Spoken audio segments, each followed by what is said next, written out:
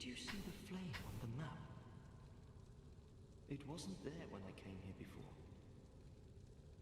I don't know what explains it.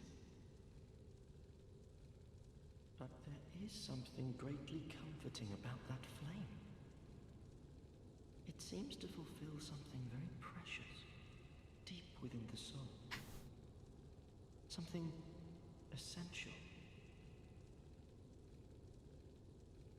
I would not venture far into that hole. It was blocked by a wall, but it was crumbling, and I finished. Did you see the flame? It wasn't there. I don't.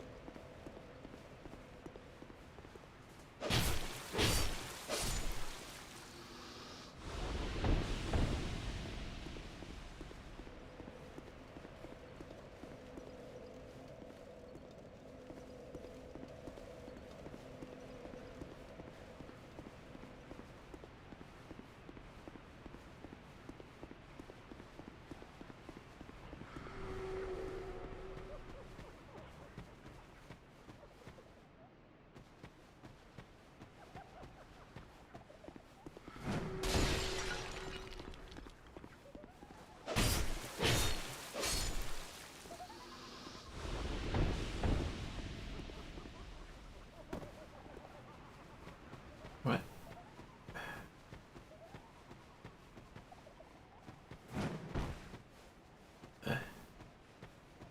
What even was up with that?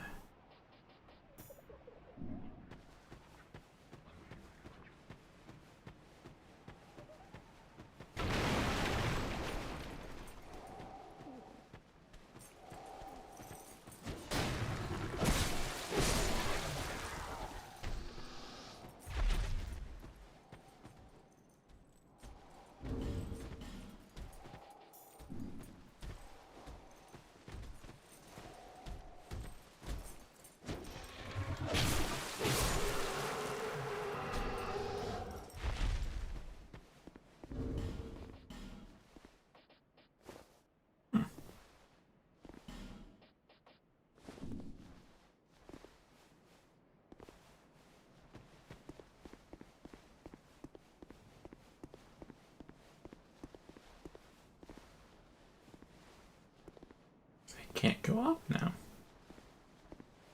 And I can. Odd bugs today. First, not sprinting, and then no stairs. Hmm.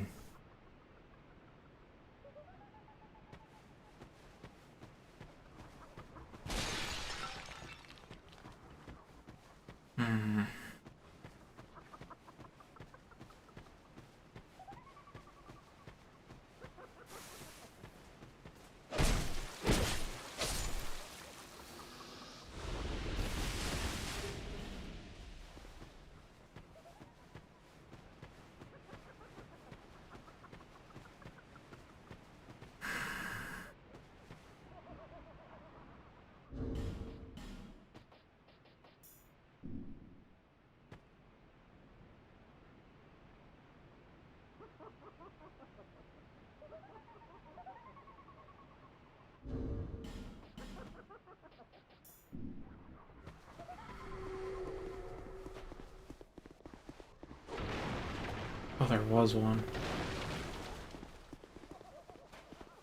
Oh no, that's just unfortunate.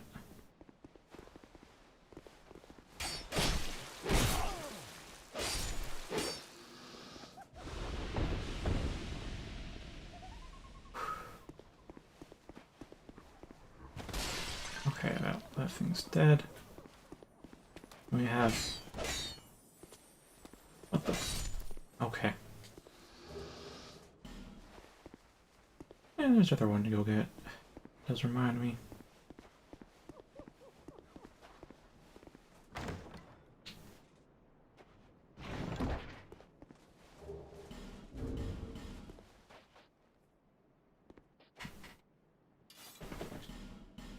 This is seems balanced.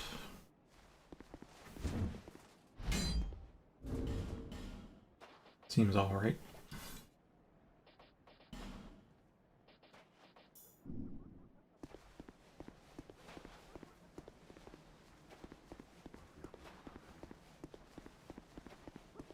Alright, and then... You know, why can't you step over this? It's not even knee height.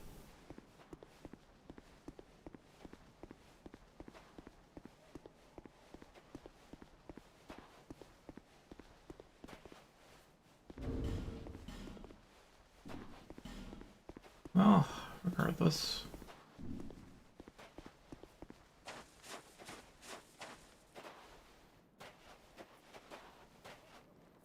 Human, are we? This is no place for you. Be gone. Are you not afraid of me? I've seen worse. You rarely come here. Those who do turn back when they see me, or make an attempt on my life. But you are different. We once had a master. He created us long, long ago. But he was born with a fatal flaw. He resented those who had what he lacked and became fully mired in hatred. Eventually, he drove himself mad.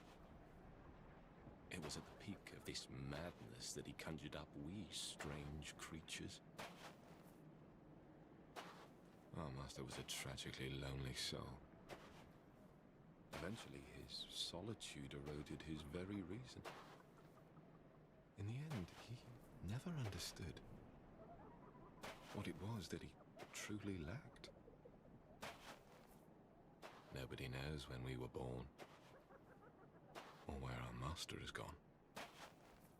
The only ones who even speak a human tongue are myself and my better half. I wish to ask a favor of you. I want you to kill my betrothed. Once, I always found her at my side.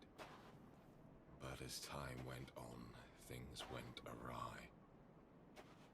She became violent, raging uncontrollably. Eventually, she came after me. And we have been locked in combat ever since. We seem to be at a standstill. The wounds we exchange are never lethal. I was born of my master's madness.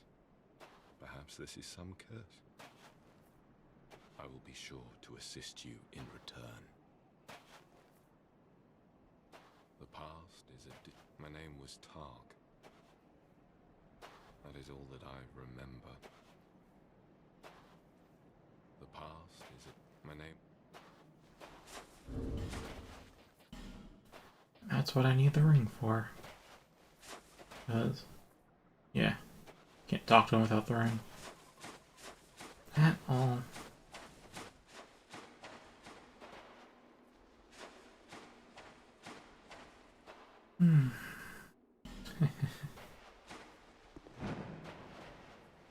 There's a jump you could make to bypass that, I recall.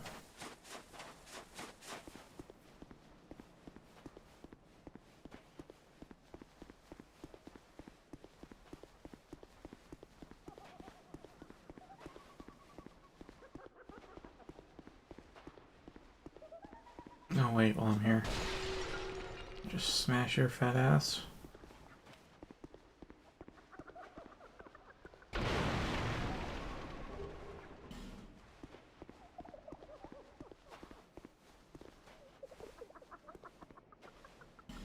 Oh, this is a safe zone, isn't it?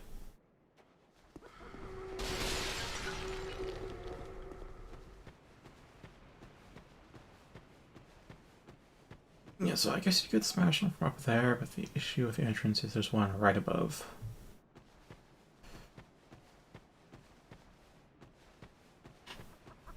Yeah.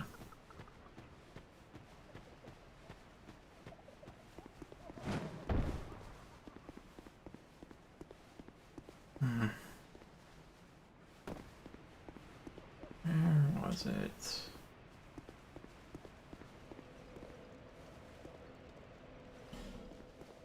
Probably jump this, couldn't I? Yeah, I can.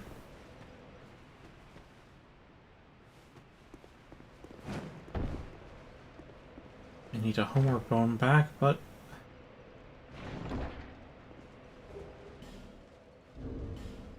I don't think there's any Black Knights in the game, though.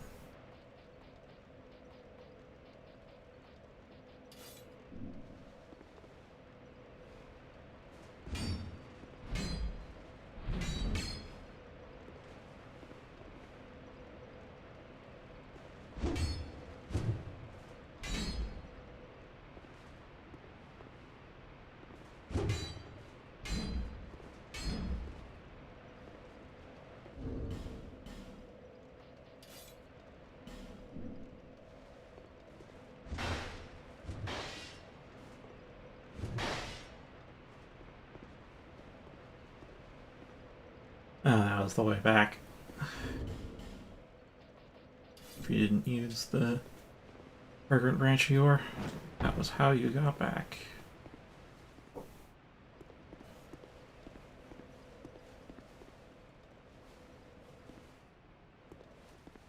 Okie dokie.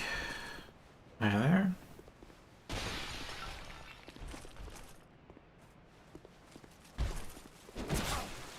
Quite.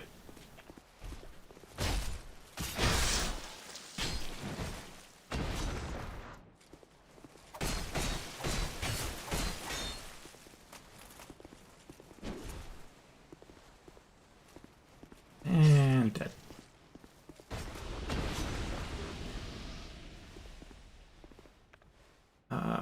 Shield. I think only wooden chests can be trapped. Oh, that's good. That's good to have.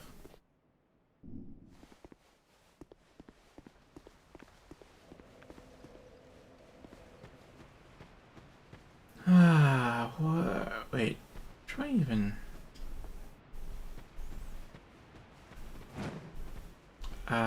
Behind this, I don't quite recall.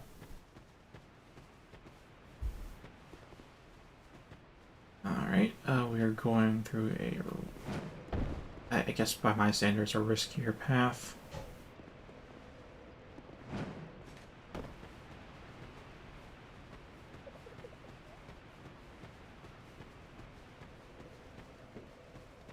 Or not, because that guy's still petrified, never mind.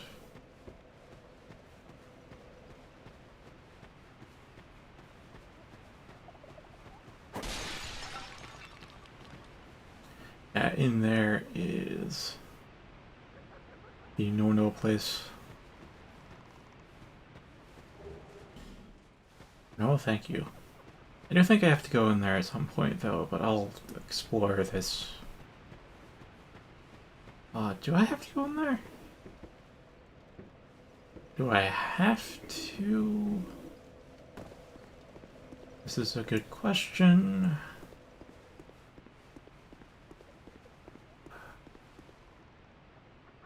I know there's reasons to want to go in there, but plenty of reason to not want to go in there.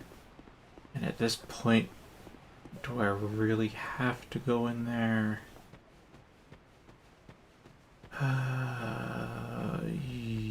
Yes, I do think I do.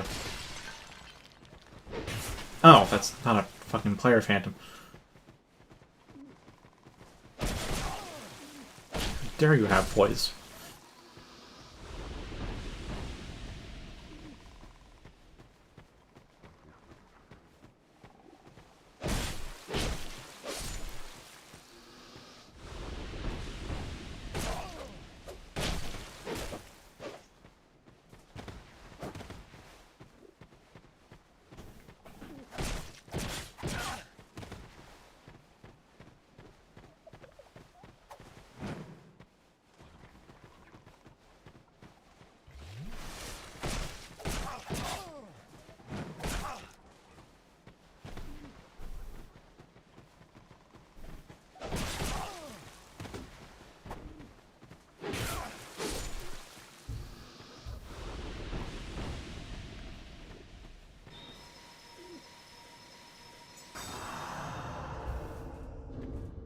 Okay, it's a bit of a tough call.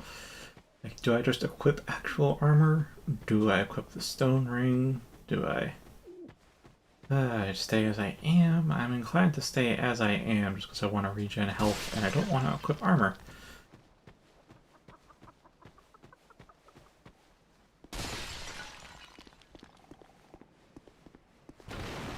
Oh, this... Yeah, no. You don't get to do that.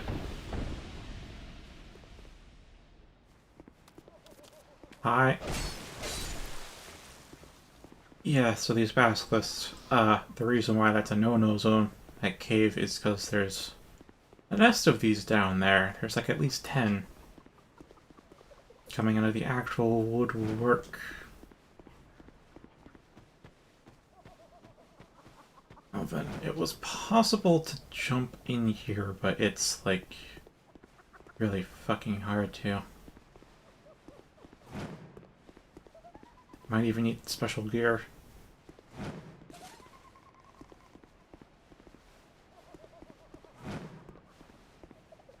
Yeah, I may need special gear.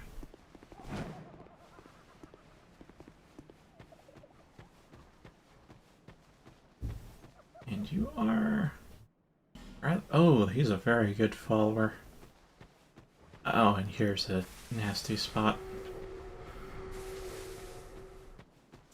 Oh, it's probably the vase over there. But yeah, this here. You probably won't see it, because as you can tell, with all the grass like this angle, it just obscures it almost completely. But that's another one of those pitfall traps that puts you right into the no-no zone.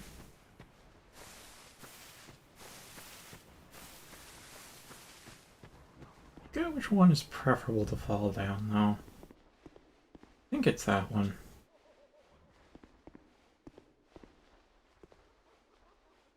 Oh, hey there, Creighton. Just wait. Dirty rat. I remember you. Don't you scare me like that. I thought you were him. That bastard with the ring lives in Brightstone Cove down the way. I'm gonna find him and settle the score. Nobody insults me like that. For the good of the world and for my own honour, I won't let that bastard live another day.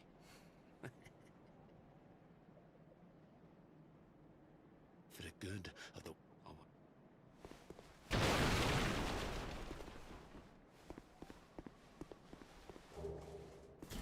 Yeah, the fight between those two, it's never actually clear who's actually in the wrong.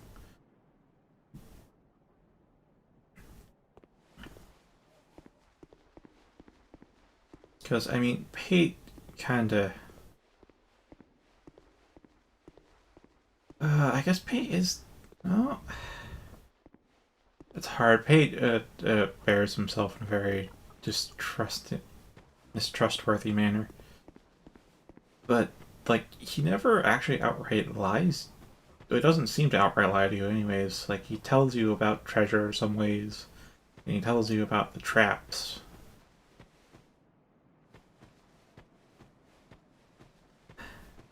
And he gives you the white sign soapstone, so, like,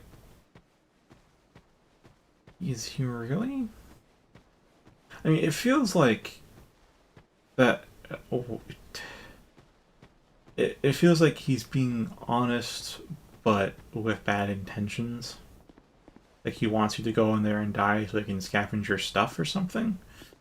But that's not super clear. Hi there, Man Scorpion Tark.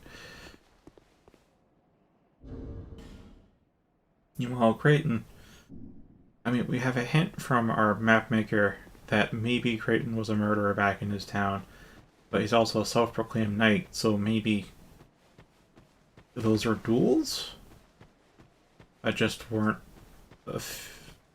legal, so he got tried for murder anyways. He's definitely not hostile to you, as his reputation would suggest if those sayings are to be believed. And he says Peyton locked him up in there after tricking him and I think stole his ring?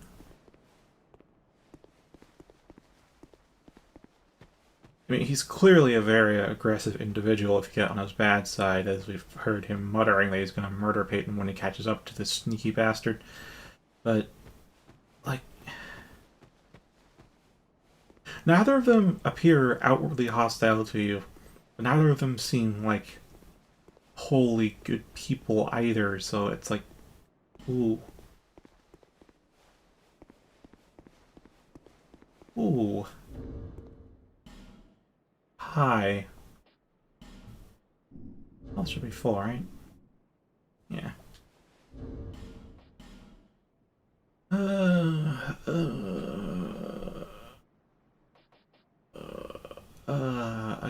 Again, we're dealing with the whole thing. Well, I don't know if I need to summon him or not, actually.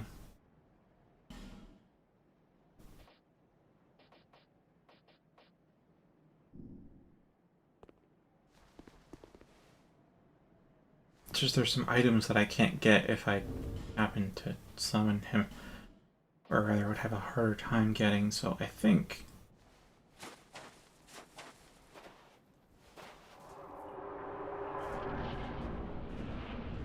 I have a strategy. Hi there. No. No, you don't get to do that.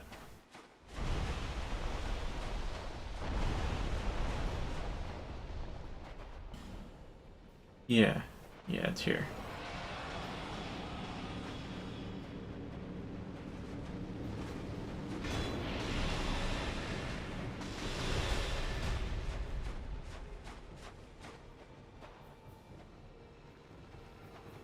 I can get her to...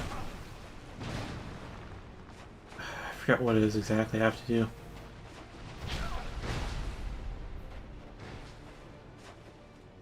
Yeah, her move's that slow, so I never really practiced fighting her, like, up front. I don't really know the dodge timings, I just know to circle strafe.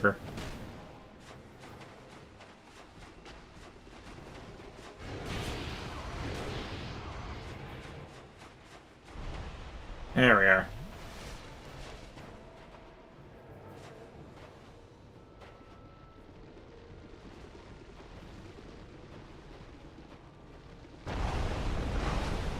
Worth the tank. Okay.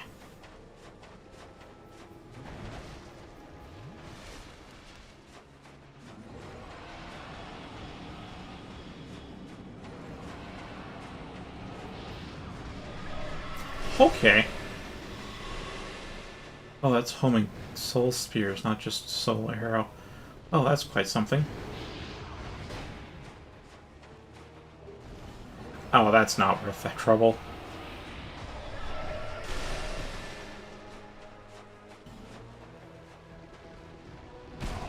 Oh, come on.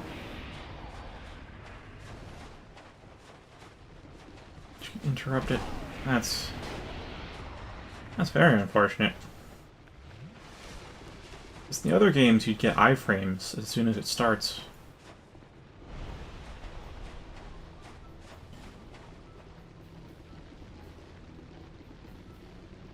There we go.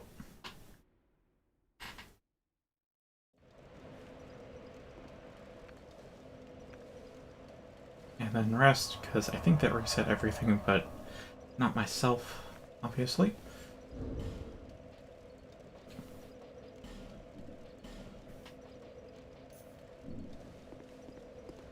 Gotta restart throwing knife at some point.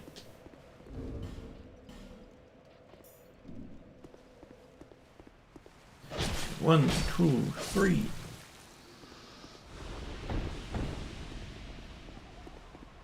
Yeah, like it took like 2-3 seconds to start sprinting. I guess it's because I was out of stamina? It does lock you out of sprinting, but usually that's like... Yeah. Take care of the cursed buckets first.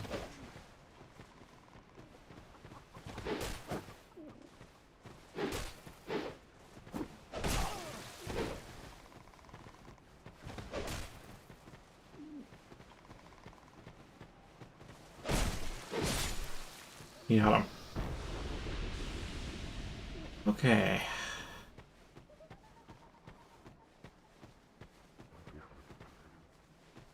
I don't know if any will like pop out to follow me at this point, but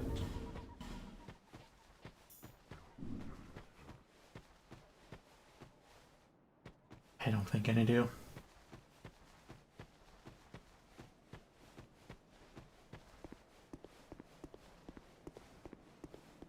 Okay. Now we just wait around for health to come back and ponder what weapons I'll use. Obviously the longsword plus 8 is going to be powerful. But what about some stuff that's used for fun? Like a flamberge. Or a twin blade. Or Ricard's Rippy Rapier.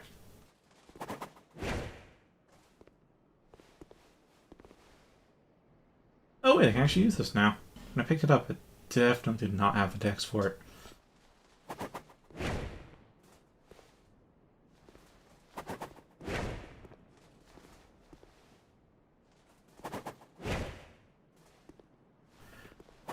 That's probably pretty good for status infliction, but I don't know about like actual straight up damage. Definitely an easy to parry thing with multi-hit attacks. That's always a trade-off. You generally want strong singular hits unless you can stun lock them.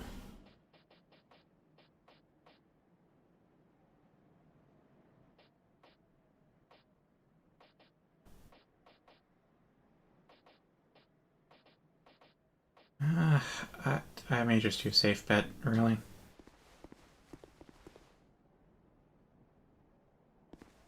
Well, yeah, but it's not. It's kind of worse than a longsword at this point. When I get a very special weapon, though, I'm gonna switch to it. But for now, we're using standard armaments.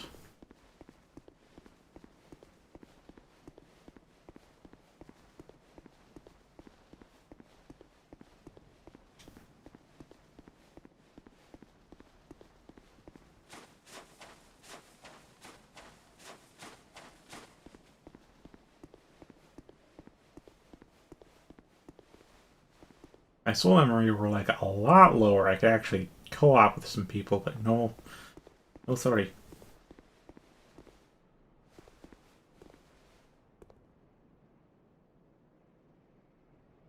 Oh, nice. Wait, like from the actually, yeah. If you're an NG plus, then yeah, you could. Like, once you know what you're really doing and you have the confidence to go forwards, you can progress through this game very fast. Especially if you skip all the side content. What am I going to do? I think just so I don't forget to equip it later. I'll go with a good old silver. I can't see how many flasks I have. Hello. You don't have emotes. I got all my flasks. This is good. We are going to enter the mist.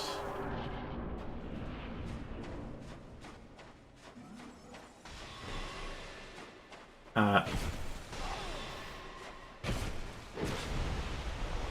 I roll away. Pop a life gem.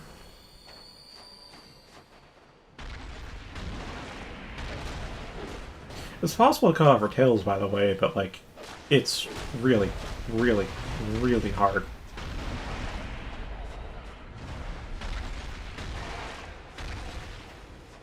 Just two-handed.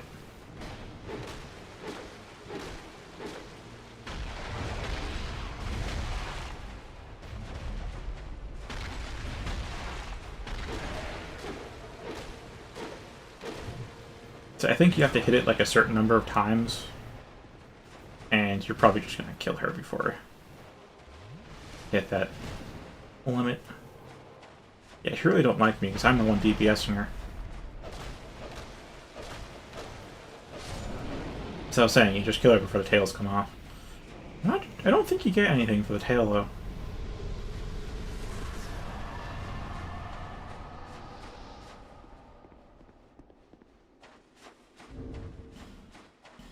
Okay, so that's that.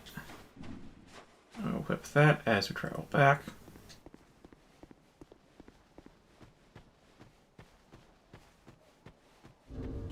Now, if I'm gonna get poise out of anything, it'll have to be the body armor. And, like, I'm gonna try to find stuff that works with the rogue. Gauntlets and leggings. As I mentioned multiple times that I like this. So, like, this can work with the gauntlets, but, like, leggings, it needs the longer skirt, honestly. Like, this works, but it doesn't have poise either.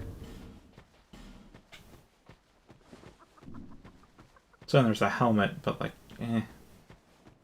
roll distance versus poise, I don't know which.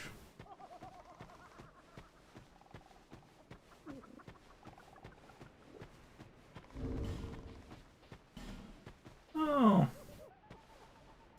6 poise is like nothing. Oh. Get like 15 poise, I think. Or do I? How much innate poise do I have? 7.2. Okay, 6. No, no, 6 is not enough. Like 8 poise from the helmet. Fuck you. And nice. Oh, he's gone? Do I have to reset the area?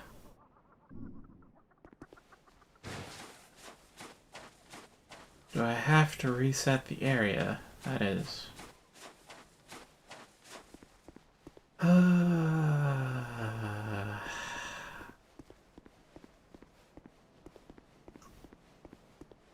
It sucks that you can never make the vases go away forever. They always respawn.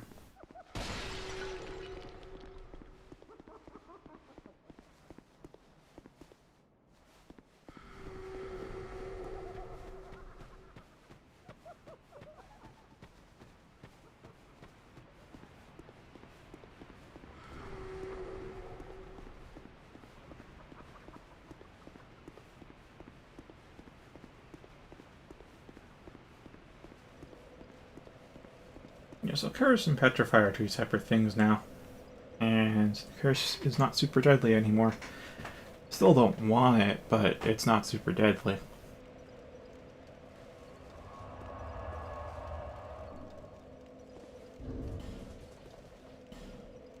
Okay, for wandering through these guys' terrain, I'll go back to my old stuff. And so I have poise.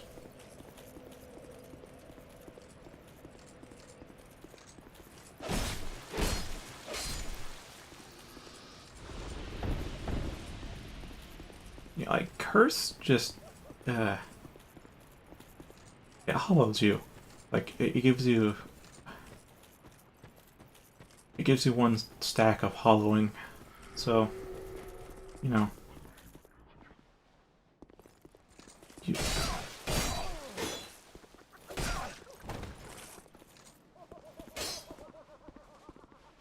Tight quarters for my weapons. Okay. Yeah, there he is. So all my health regions. You've defeated my better half. This is my thanks. Take it. I have no gods to pray to. But still I pray that your journey will be safe.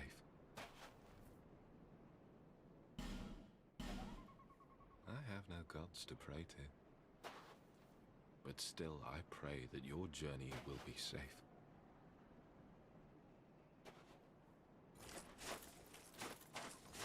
I don't know. I don't know if I can.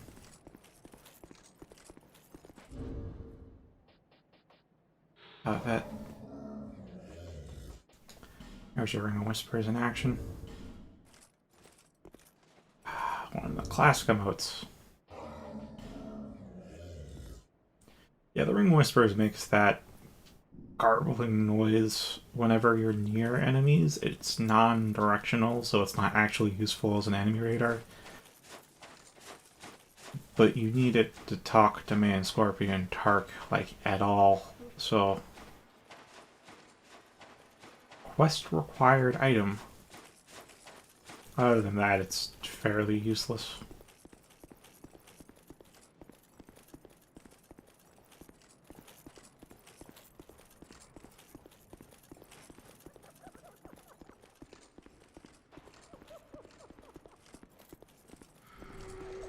Okay. Alright, so I'll have more fucking phantom bandits. I banished thee!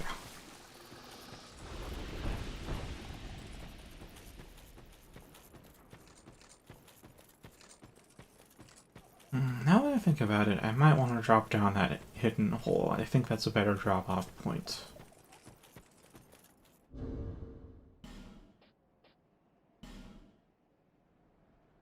I don't know, man. I don't know about Santier's Spear.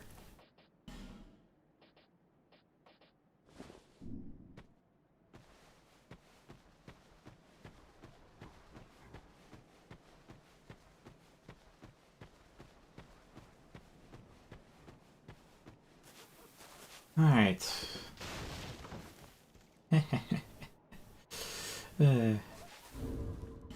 Okay. Wait, am I at full health? Yeah, I am. Which means Silver Cat Ring.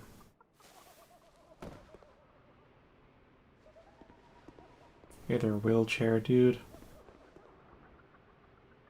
I'm gonna talk with you later, because you a covenant that I'd like to finish at some point, but oh boy, did I never actually finish you. That's a whole boss I've only ever seen one video of, and I never got to fight myself. Alright, time for the no-no zone. What am I going to use here?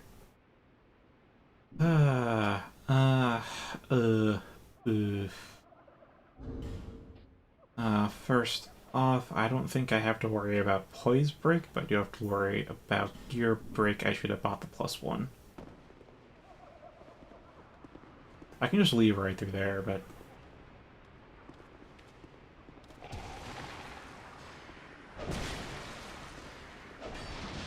Nope. Okay, there's your petrify status effect.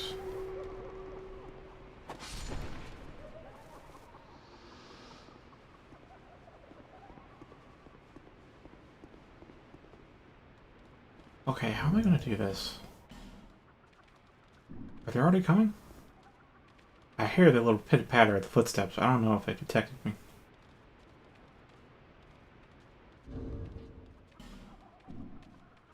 I just... yeah, okay.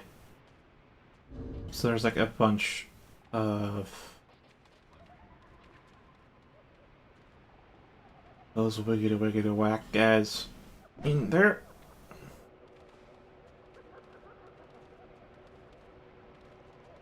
Not actually do anything.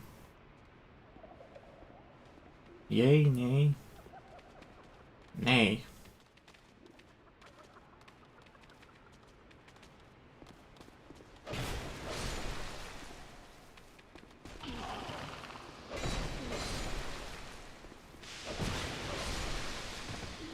Okay, tech quarters, exit blocked off. There might be another one. Oh, there isn't. Okay, there's nowhere near as many as I remember. Cinders was more, violent with that than this one. They had those fucking 6 of these basilisks drop down from above. It's locked. Oh no. Whatever shall I do? Oh, I can't punch it open. Can I? No, I can't.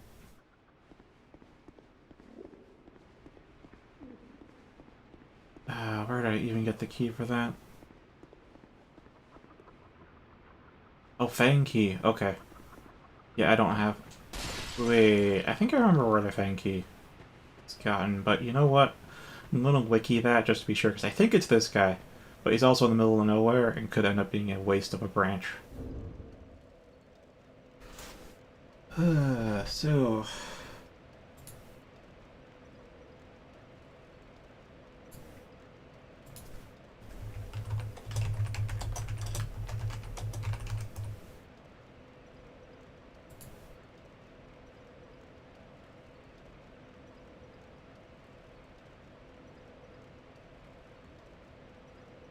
yeah, this is in...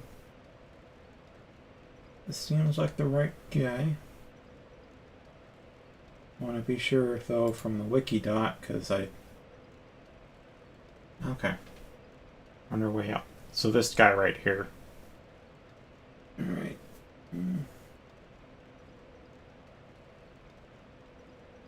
Yeah, so I did remember it correctly. And I don't remember if you can get infinite fragrant branches of yore somewhere. You can probably trade it to the crows, though, to get some, but I feel like that's random and not guaranteed.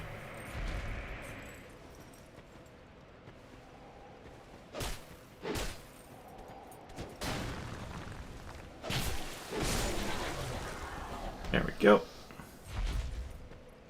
I can't go back in that way, so back around the loop we go.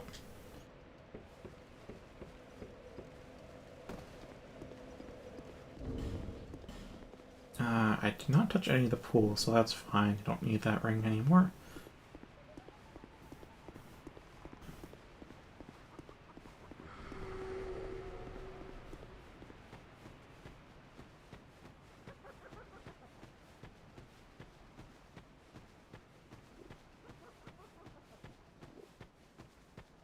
It does not actually make two areas never fully explored. Like, that's really surprising for me. I think Alyssa's been here long enough to know that I tend to explore every area, if not 100% each game that I play seriously.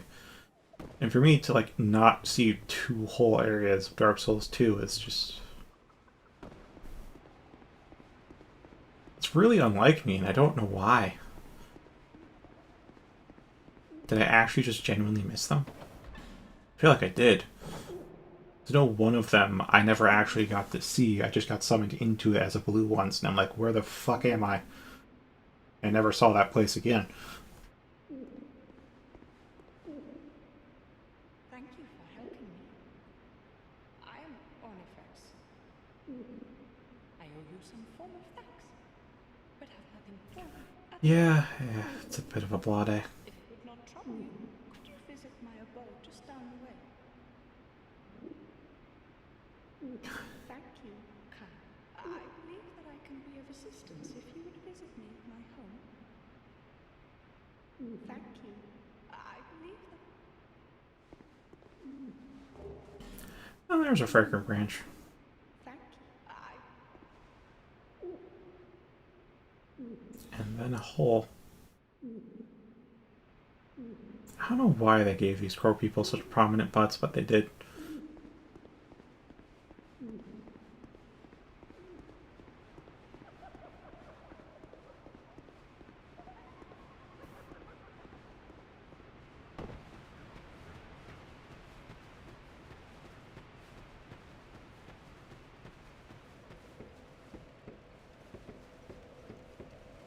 Anywho.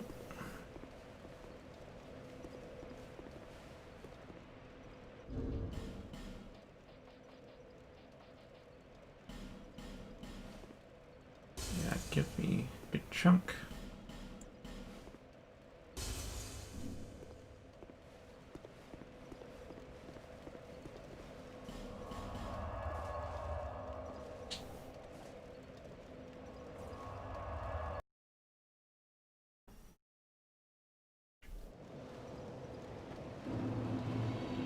Oh boy, upgrades or level ups.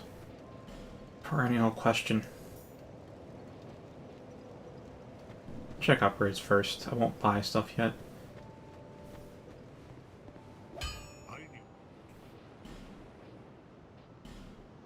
Well, hello there. 3 out of 3 Titanite chunks. Oh, hello there, plus 10 weapon.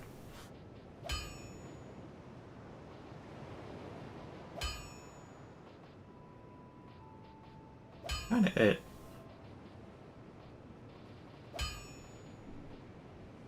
Oh, actually, is there... I don't have the petrified dragon bone.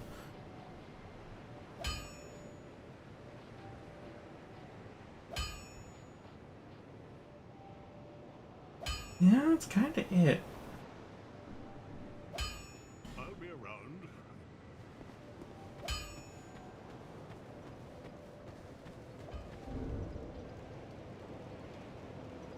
I wonder if there's any new armor in stock. I know this guy sells boss armor after you kill him, but like... I'm not at the collection point, so I'm just looking for armor that I know looks cool or that I actually want, so... I'm not gonna buy everything from here. Not just yet. Eventually I will buy everything from his stock, but no. Sure.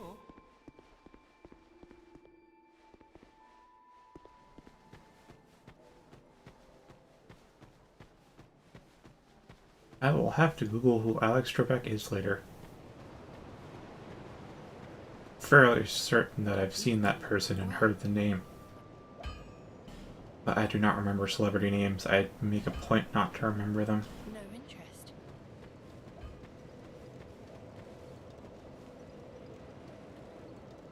Bearer of lest this.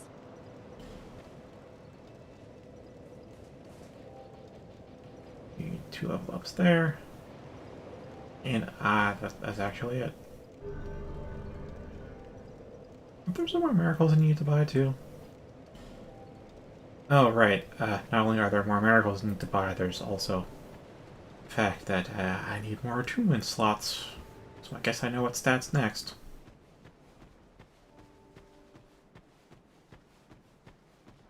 Oh, that's ringing some bells.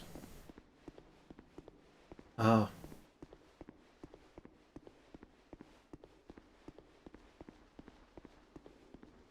Just that. Again, I do not like you, but I need you around for miracles. Once I know everything, though, you are dead. Mark my words. Yeah, I got most of the stuff I really wanted. There's great heal well. And med heal. I'll just make it a point to learn all of the heals. I'll just go in. That's actually all I can buy. Mostly all I can buy. So now I just need guidance, which is kind of useless. Increases the frequency of messages, which, I mean, it can be helpful, but it rarely is. It is encouraging, though, that part is true.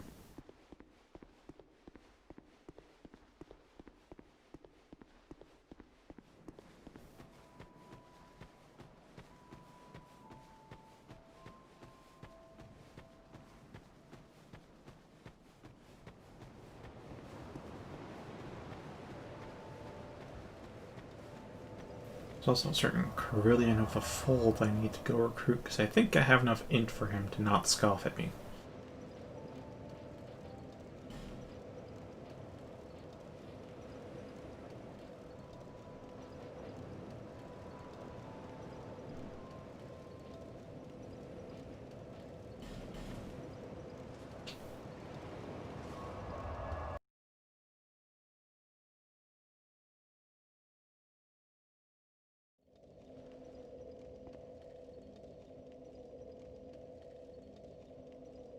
Don't your sunlight metal for me is so... What the fuck even is that sentence? Type it slowly.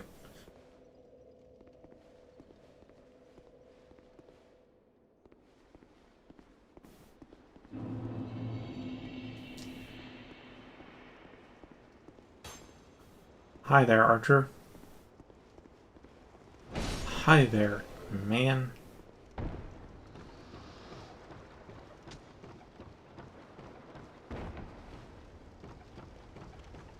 And boop. And who's coming at me from over here? Actually, no one. That is prizzling. As I thought.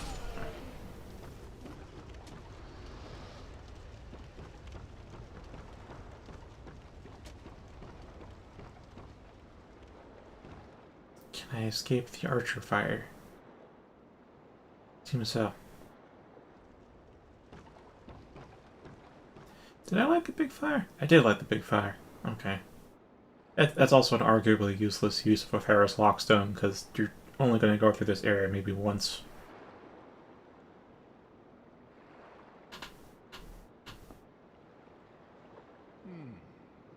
I sense power.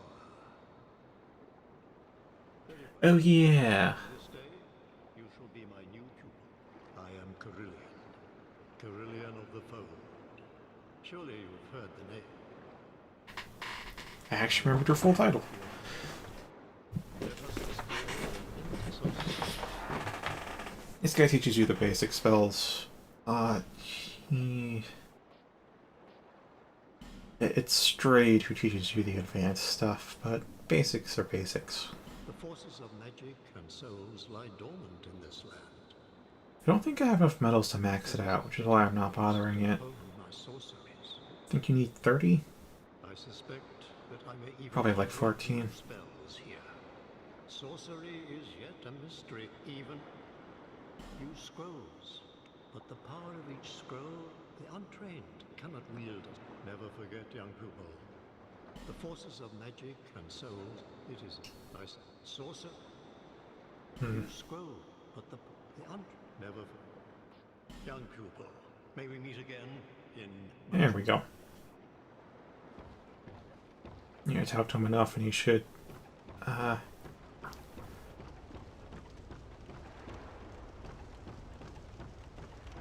forgetting the word.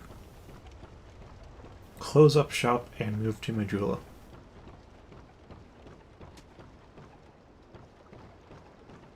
Anywho, I'm just gonna run along here. Can't glance at the message yet, because I still need to move with mild haste and precision. And should be clear when I get to the helm.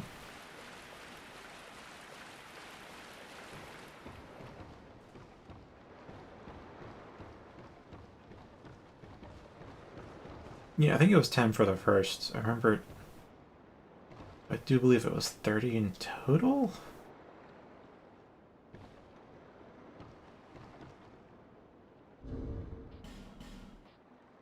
Oh, I have 10.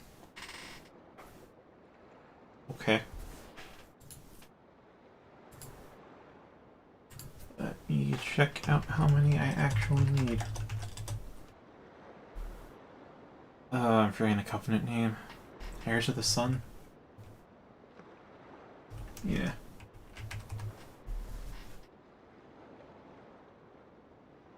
And Extra Life was really big as a wiki back in Dark Souls Tuesday, so it has the most complete wiki, but it's... I don't know, it's not the most reputable anymore. It should still be largely accurate, but I prefer Wikidot. Wikidot really makes sure their shit is accurate.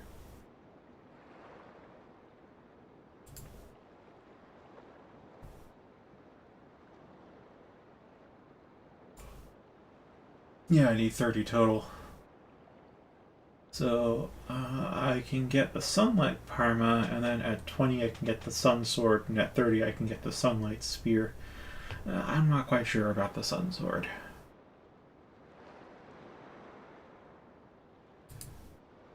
It's a simple blade, which I do like. I've always liked that kind of simple aesthetic. And it has good stats too. It's just the moveset is like a little tweaked from the longsword, and it's not quite the same.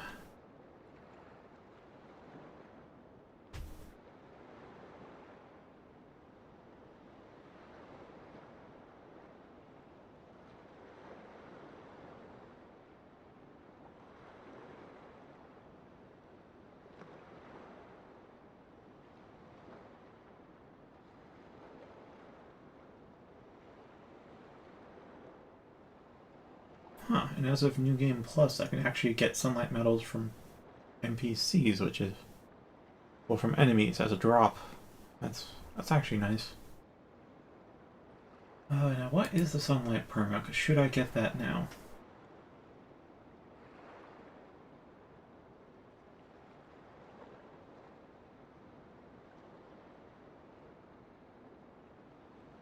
Oh, that thing. This is one of the fan-made shields.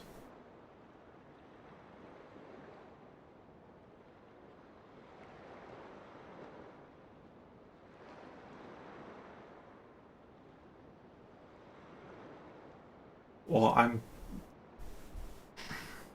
right now I have a bit of faith. I've got 18 faith. Which is like second only to my dex. But ultimately, probably I'll end up with a mundane build. Because when do I not make a mundane build?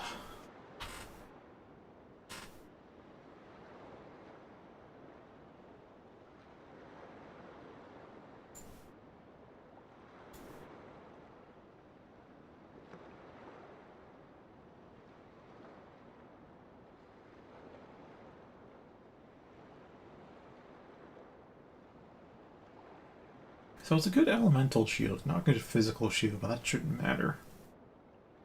So it'd actually be very much worthwhile getting.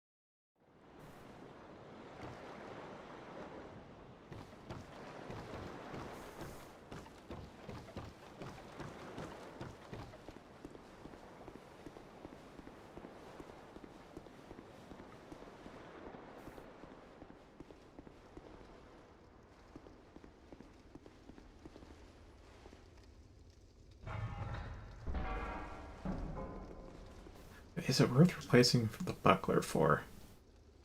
I'll see how light it is.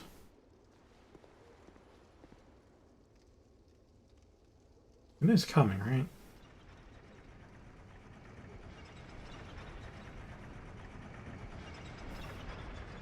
Yeah, the elevators in Warframe are so much faster.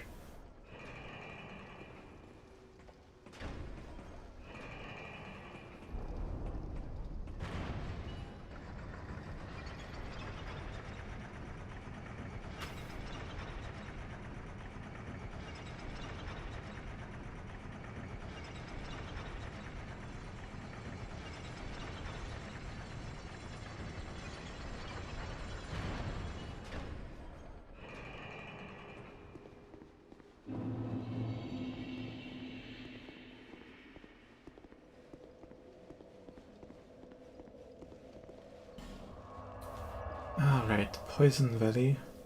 The mines.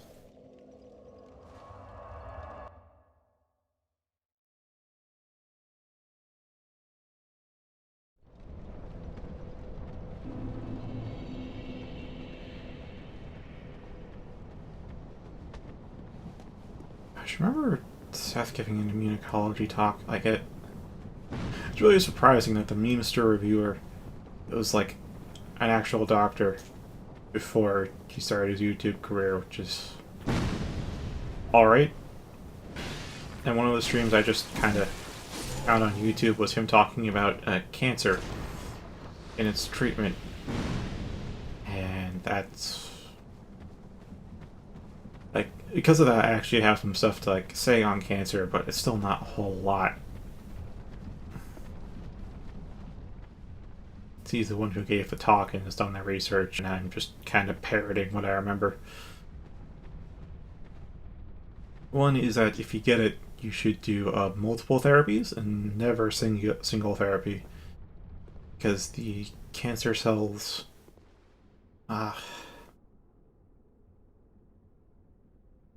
Anyway, actually, how should I go about that?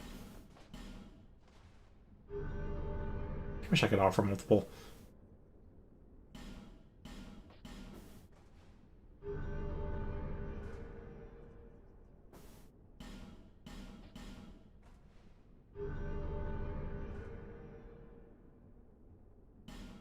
So the cells in your body are supposed to like flag themselves as on the verge of death so the immune system can clean them up. Like they have a pre-programmed time when they're supposed to die or when they start to degrade, and they're supposed to go to the immune system, hey, I'm starting to get crippled, can you just kill me please? And cancer is one of the cells, for whatever reason, whether they forget to or they decide, no, I don't want to die, they just don't flag the immune system.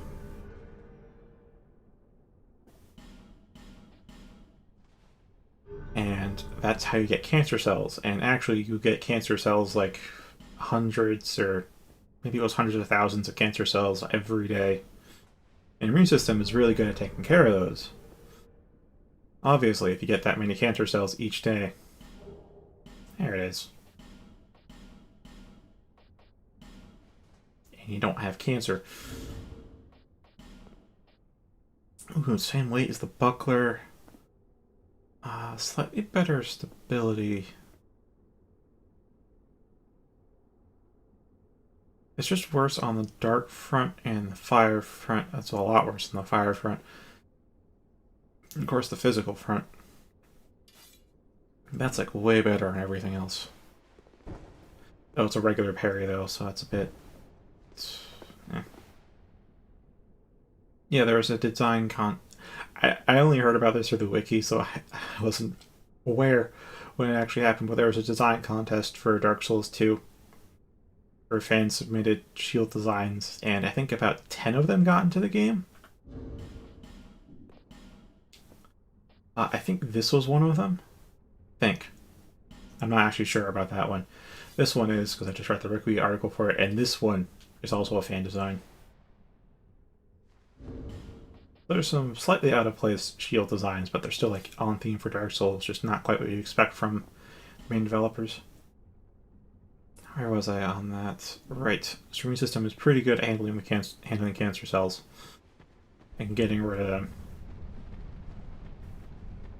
But if say your immune system is a bit lacking for whatever reason, maybe you get a cold, feeling a bit under the weather, or you're just out of shape, or maybe just plain dumb luck, yeah, your body kind of misses some of those cancer cells and they burrow a bit deep in and hide themselves. And cancer cells are one of the things that they do is they destroy their own, what was it, mitochondria, powerhouse of the cell, which regulates how much energy they consume, how much oxygen they consume, which for normal cells, if they consume too much oxygen, they die because, you know, they suffocate, but cancer cells, they actually don't, so it's a really good idea for them to just consume all the oxygen, which kills off everything else but the cancer cells nearby. It makes it harder for the immune system to approach. One thing that cancer cells are also known to do is hijack the T cells in your immune system, which are the alarms, or T cells identify threats for the immune system to absolutely demolish. So they hijack the T cells to just give your immune system the all clear for the cancerous area, instead of actually reporting if there's cancer cells there. That's how you actually like start developing real cancer.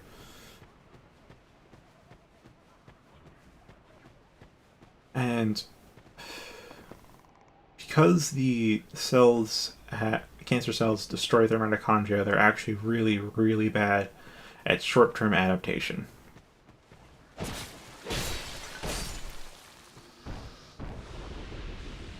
Okay, out of stamina, so I can't sprint.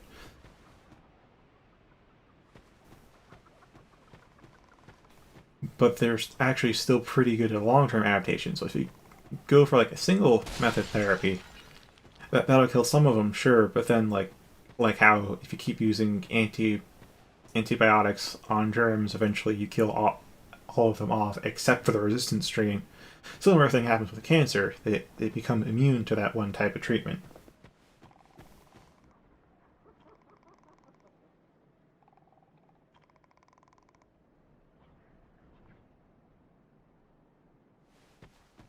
Well, I'm glad it does. It's like I'm doing my best to like remember what he said and what I understood of it and convey it to you as accurately as possible.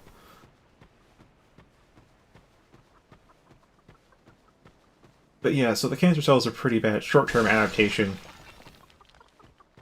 but good at long-term. So if you give them like a single treatment, which used to be really popular because of, well, capitalism, because like, hey, you have this treatment and like you patent it or whatever the heck you do to protect your trade rights on it. And it's like, yeah, I'll just have you go on this one treatment that we know works, so that way I get the money for it. You don't, but that actually doesn't quite work long-term because it kills off some or most or nearly all of the cancer cells, but then you're left with the ones that actually adapted to it, and now all of a sudden your cancer, which was starting to get better, is now back, and it's way worse, and the treatment's not working anymore. So you want to do multiple therapies, like, at once, so that way you really reduce the likelihood that you come across a strain of cancer cells that are resistant to every single treatment you're under. That's important because some doctors will still recommend monotherapy instead of a multi-therapy type treatment. Doctors are wisening up to it, but there still are some with incentives and some that just don't know. So you gotta be sure with that, with the treatment. The other thing that I remember important from it is the fact that one of the good ways to actually get rid of cancer cells without doing any kind of extensive any kind of, say, like chemotherapy or other horrible therapies you hear about is to like catch a really bad fever or get really bad fever-like symptoms without actually getting the fever. Like, say, I think a sauna actually works or can induce fever-like symptoms.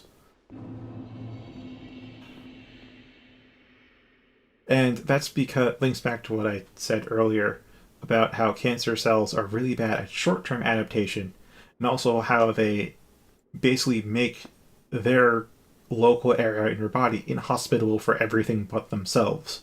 So that way the immune system can't go in there to destroy them, because the immune system can't survive or doesn't know it's there. The thing is, though, that with a fever, is that the virus now comes in and starts destroying the cancer cells because it's just doing what the virus does and making it inhospitable for even the cancer cells to live there. So your cancer cells are now in this issue. That's unfortunate. They quarantined? You know, before I get so off track that I forget what I was saying, I'll just continue. So the cancer cells are in a bit of a catch-22 where either they die to the virus or the inhospitable environment they're in because of the virus, or they call for backup from the rest of the body. Like, they link back, they've made their whole area basically gone off the grid, and to save themselves they have to go back onto the grid so that the other cells can come in and deliver all the nutrients that the cancer cells need to survive. But by going back on the grid, they're alerting themselves to the immune system, and the immune system is going to fucking kill them. So it's either they die to the virus or they die to the immune system, and they're just in the catch-22, or they lose either way. But those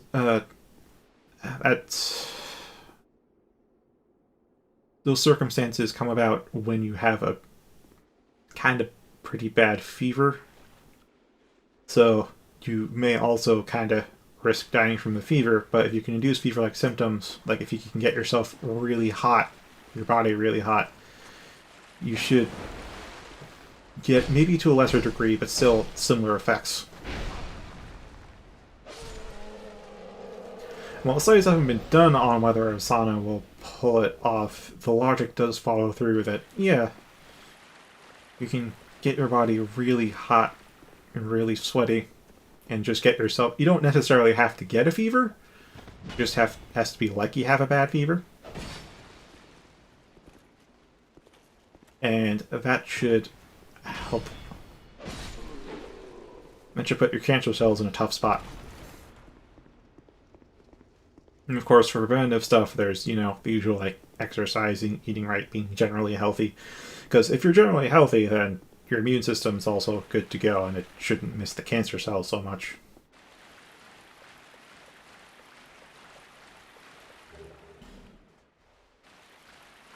Like, I need to, like, try and find that, because I watched it a while ago, so I almost certainly cannot just go back into my YouTube history and find it. That was, like, weeks and weeks, maybe even months ago that I watched it, but I may be able to look it up.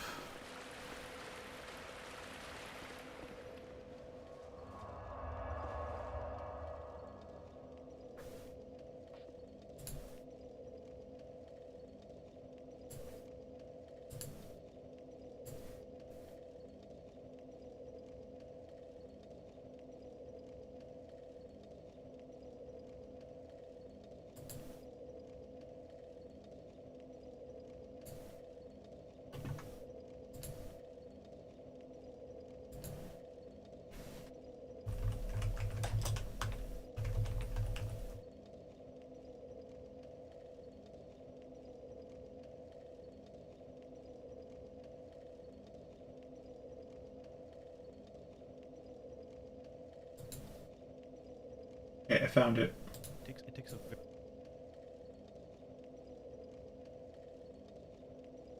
It was like the top result if you just look up... I tried to drag it on there. If you just try to look up Seth Cancer, you'll get that. It's nearly 3 hours long. You can probably get some condensed stuff, like there were some just highlights. I haven't watched that, obviously, as you can see. Oh. it takes a very... Well, I mean, on the upside, you have a... I don't know if you're, like, an introvert like me, but that's generally, like, fun time. You get to actually keep to yourself and not have to worry about interacting with other people. But if you're an extrovert, that's gonna suck. I don't know which one you are. But, yeah, take it seriously. Because COVID's also shown to have long-term damage to your heart and lungs, which reduces your endurance. You'll get out of breath sooner and not be able to put forth as much strength in your body, even after you recover. So, like, take the containment procedure seriously. Yeah. I will put this in the Discord. Okay. I'm an introvert, for sure. I do not like going to parties, and if I do end up going to a party, I bring a handheld with me, like my 3DS, and I just find a quiet corner and I play my 3DS the entire time, so I'm not really at the party.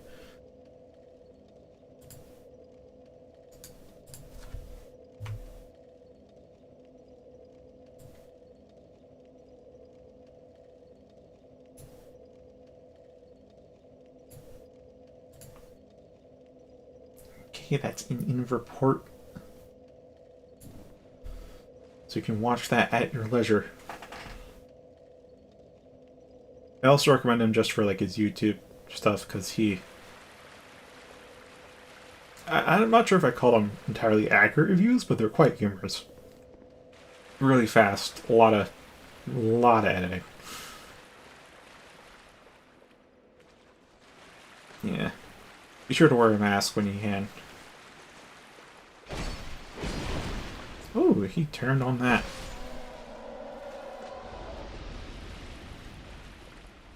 Oh, hi there. You just elicit an attack, because I don't think you can chain. There we go.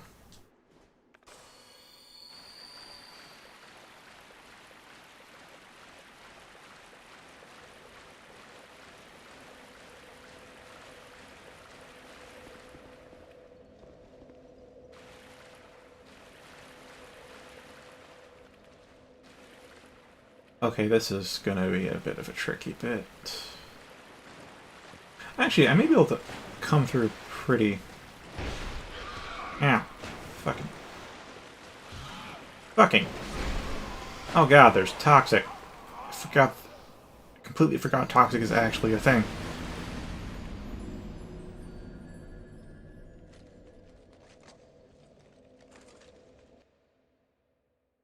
Well, the easy way to tell is if, say you're in public and actually speaking with people for a long time, like say all day. Do you feel exhausted or energized by that? Yeah, that's the easy way to tell. Like, are you tired out by social gatherings or are you energized by social gatherings?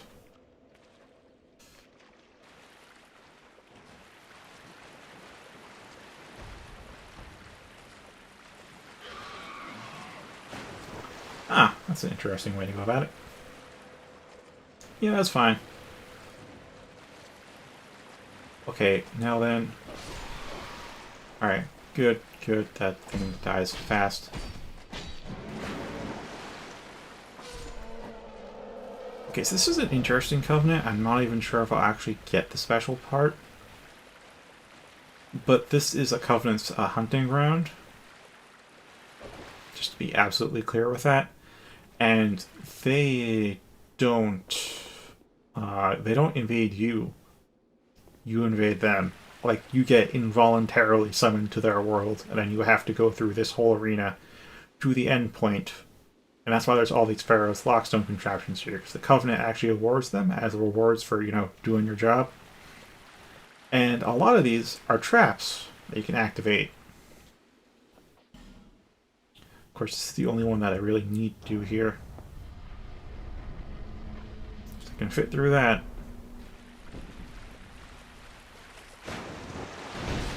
Okay, that is quite the swing. And dead.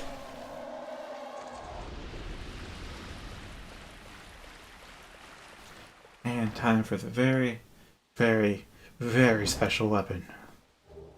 Santir Spear. Can I use it?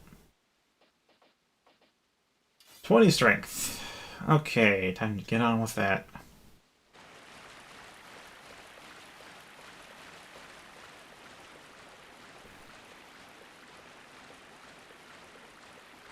Yeah, it sounds a little bit like an extrovert. I can go a whole day without talking to people and not really miss it. If I go like 2 or 3 days, I kind of feel like I forget how to speak.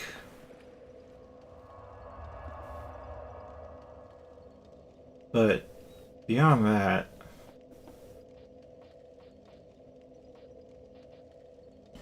Alright, so we're going in here. And I gotta get like super naked. Because I have a thing to do. At least I think I have a thing to do. I'm not quite sure.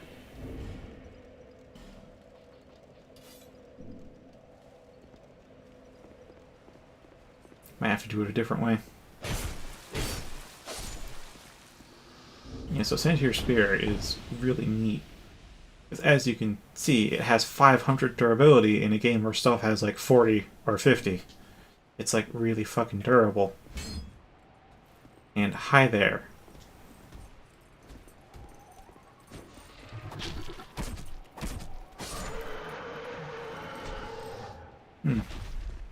Yeah, for my social contact, I've got this stream, which I'm doing every day. And I guess the Discord server I'm hosting. Whatever game I'm playing, too, I suppose. You just gotta spoil all the stuff. Because Alyssa hasn't played this, like, at all, and you've just been laying down all the spoilers, because you're just eager to see me do the thing.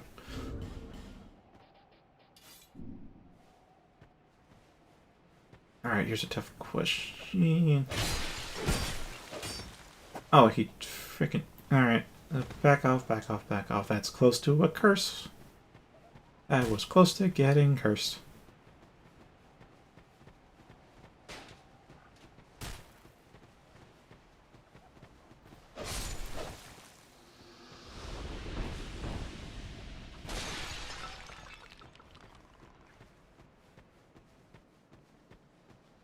I'm not saying to curb your enthusiasm, but like...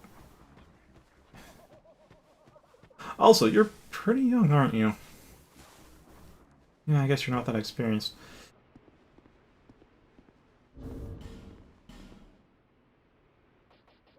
Yeah, I talked about this to Sobit, not with you though. The fact that when you're young, it might not seem like it to you right now, but when you're young, especially when you're young, you have a huge social safety net under you. You've got your parents, and society too also takes things easy on you. Because like once you're like a legal adult, the training wheels come off, and I gotta say the tutorials these days are absolutely garbage.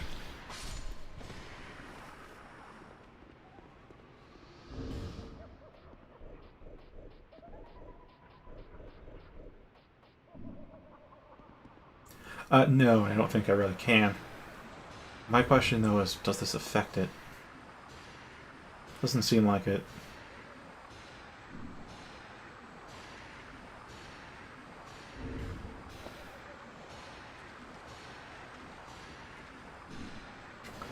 Well, huh.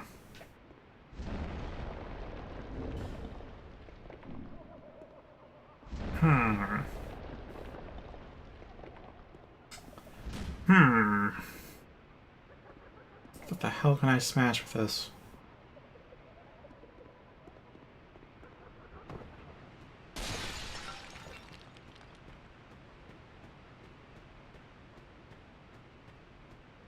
Now, I have Dark Souls for the PlayStation 3, but not PC.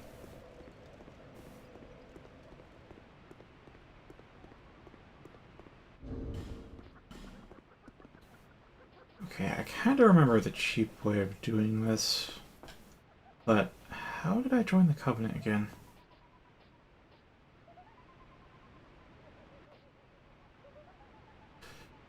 And I've kind of forgotten what rings I had on. Like, I know this one was Ring of Steel, that was... Oh, Chloranthy, yes. What was this again?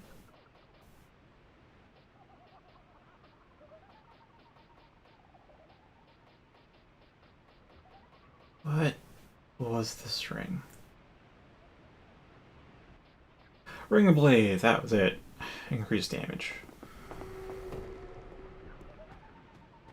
Demon Souls I could do, though, because I have played Demon Souls on PlayStation 3. I do not have the disc anymore because I sold it to a friend after I had played through it like 4 times and was kind of done with it. But there are PlayStation 3 emulators, and Demon Souls is working on those, so I can just get the ROM and the emulator. Play that. Yeah, there's capture cards for every console, but those cost money. And as we all know, I am broke.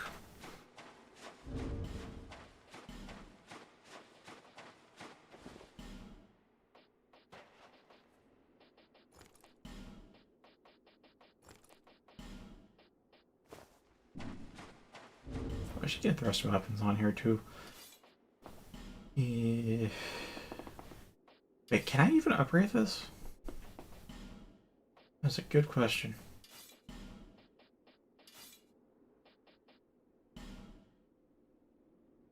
Oh, hello there, non-scaling weapon.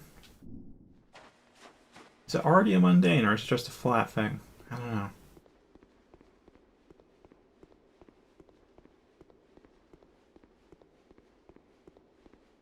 Wait, 233 plus 35. Wait, plus 35? But it has... Is it mundane already?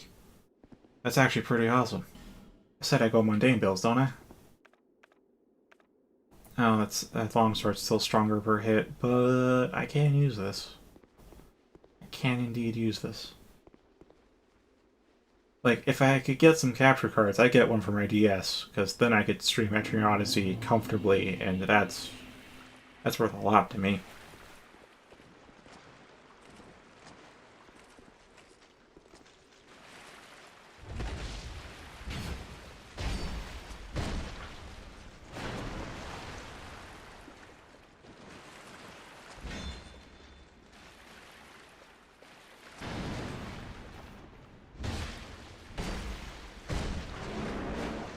What's the counter damage on this?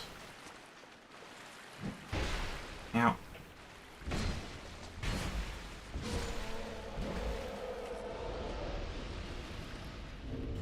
Felt like that second swing did a lot. Oh, it's 120. Yeah, it did do a lot then.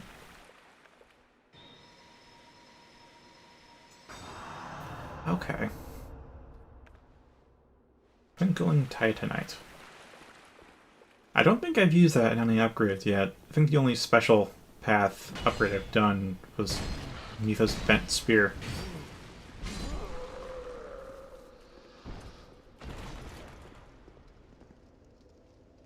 So I don't quite have a reason to go into the Pharaoh stores again, but if I gotta get the Covenant. Oh no. Okay. Gotta make sure I kill this guy real quick. Like real quick.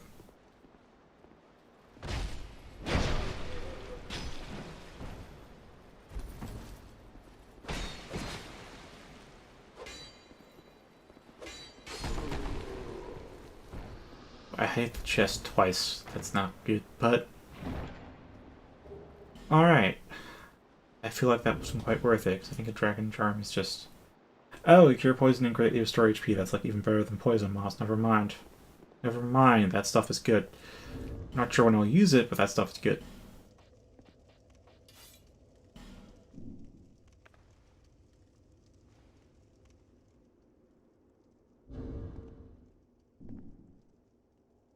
Oh yeah, I don't think I ever did Ornstein, because they like really beefed up that alternate path. I just did not go through it.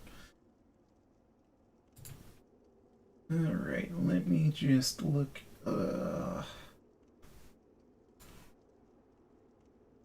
What was that covenant? Because I do not quite remember how to join it.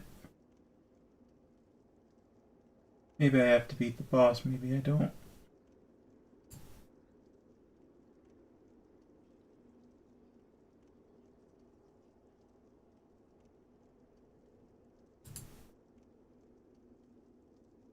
Alright. I do have to kill the boss.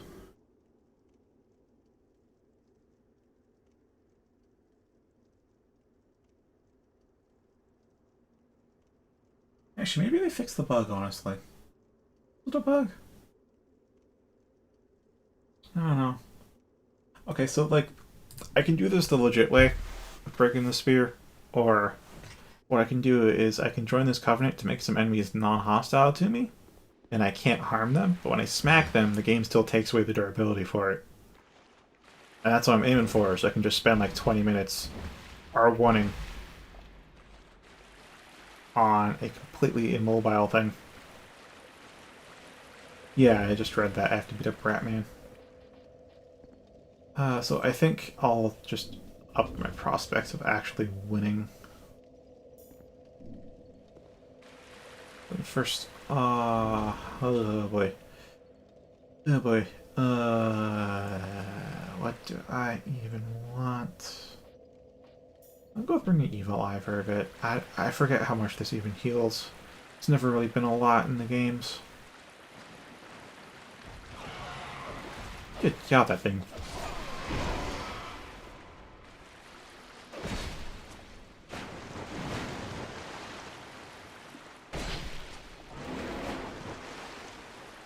And boop. I don't even really notice it going up.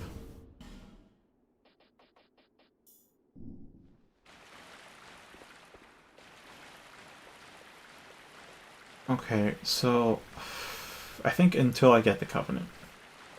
Nickel Ring. The fuck's the Nickel Ring? The Ring of Giants?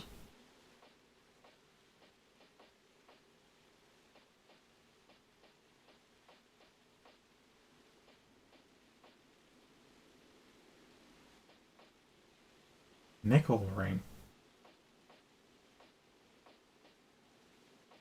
What the fuck? I don't even know what you're talking about.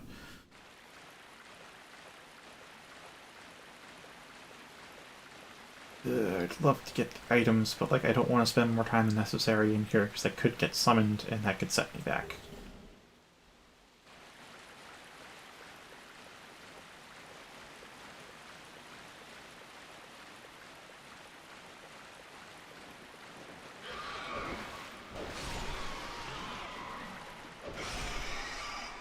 Sword and shield.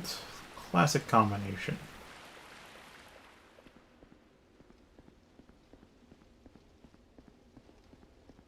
Wait, the bracing ring? The bracing knuckle ring, that reduces, though. It slows equipment degradation. Does it, like, have a reverse effect on the spear? That's... odd interaction?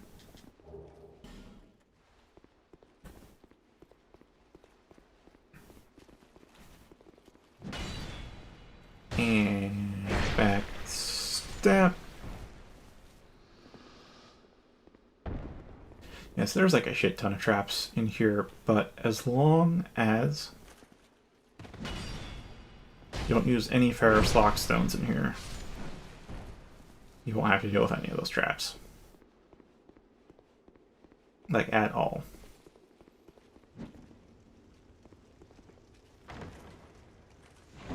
Oh, hi.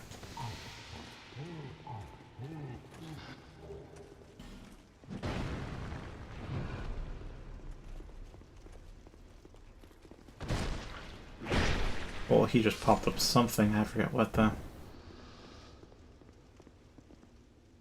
Oh, spikes. Oh.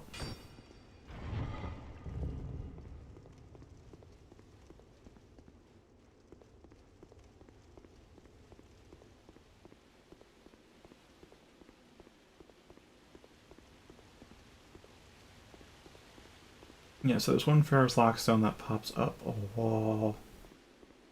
Is it here? I think it's this thing. This thing comes out and it blocks your way. So you can't just go straight here, because this is actually the boss entry chamber. So you have to go all the way around. Puts you through a lot of enemies and a lot of traps. And, well...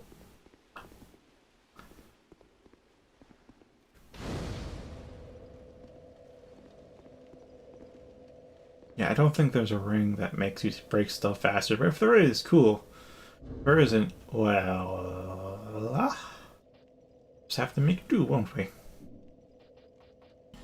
Yeah, this is going to require tanking some stuff, so I will equip...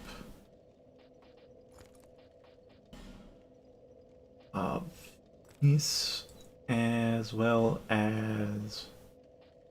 a dragon charm. And what I have left of poison moss, because we're apparently dealing with toxic.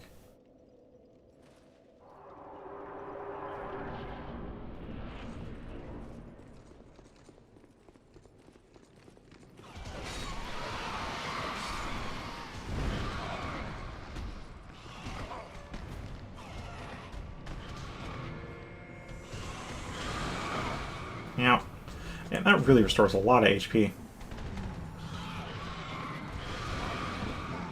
That restores a lot of HP. I didn't even heal anything when I had full health. I took a lot of damage too.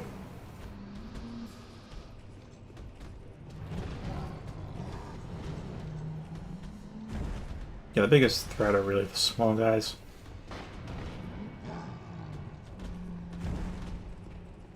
Okay.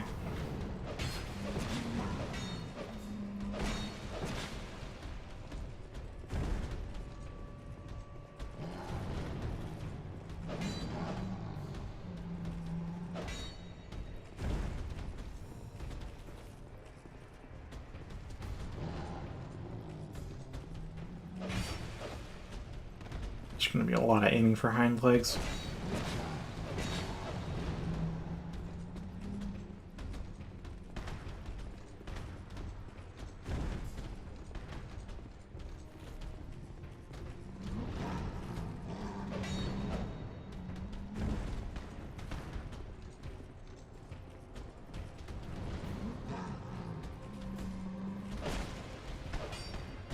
You can probably aim for like the head and stuff, but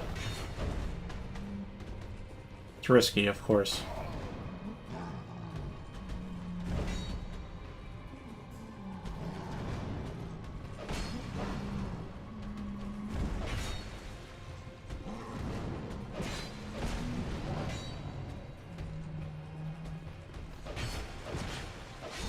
And there we go.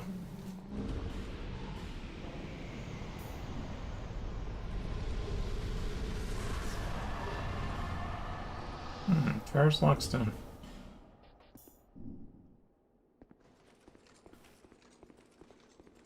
Okay.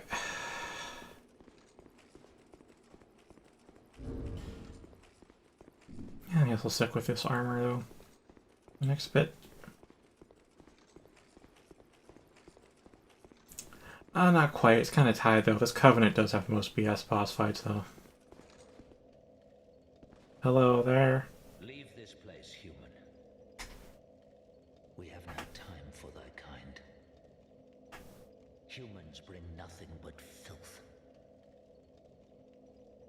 Is that a rat tail, human? Thou'st one of mine rat burrows conquered. This will not go unnoticed. Rejoice, for the right to serve me is now thine. Since thou'rt human still, permit me ask, wilt thou thy human soul surrender and pledge thyself to me? Swearest thou by the sweet-tempered sludge that laps at our bosoms? He talks very eloquently for a rat.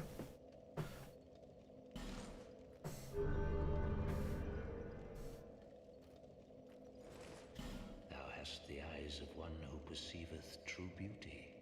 Human, take this ring. The ring draws to thee. Wear the ring whenever and destroy those I will grant unto thee. I prithee serve with a true rat's honor. Let's see what else you have to say.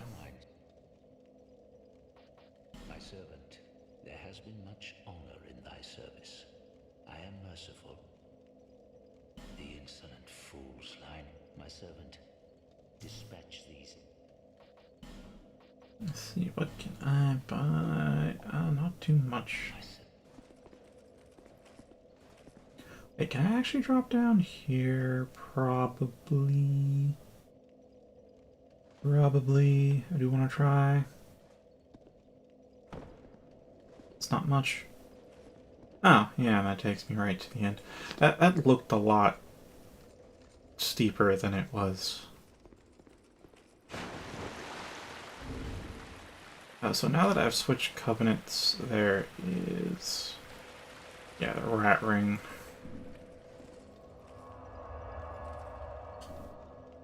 I don't think I need to have the rat ring equipped. And I'll continue as is just in case I do need it equipped and I get attacked, but I'm not.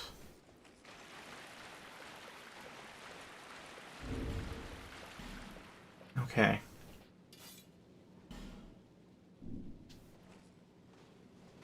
Oh, because we were in that spooky forest with all the ghosts and fog and stuff.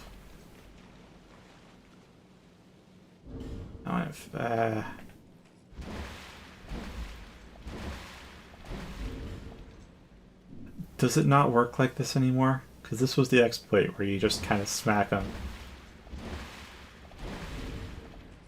It's not doing durability damage.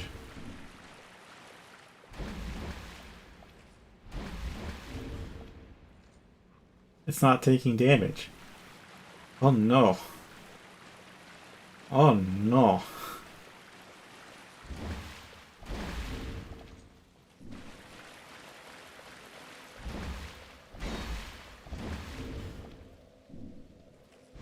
Wait, did smacking the chest actually?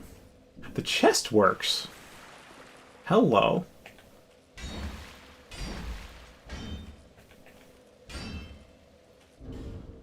The chest works. Alright.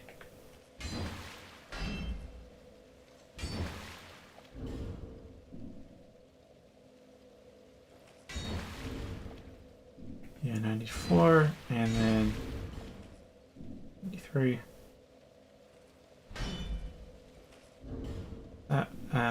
Let's see. If I do that, 93, is it come a 92? No, it's just hitting the wall.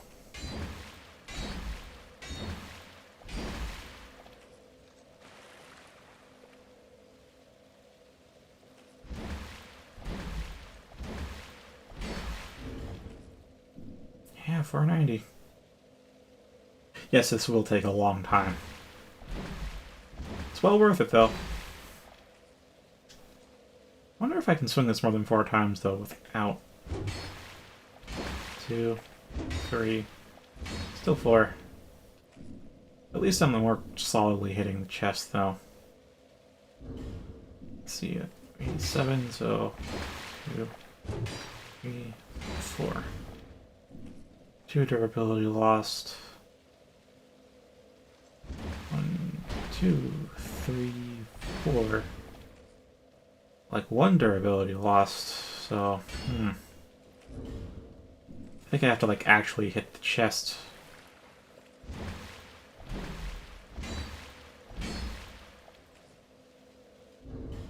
The thing is, I can't rest at a bonfire at all for any time at all, because that will reset the durability on this.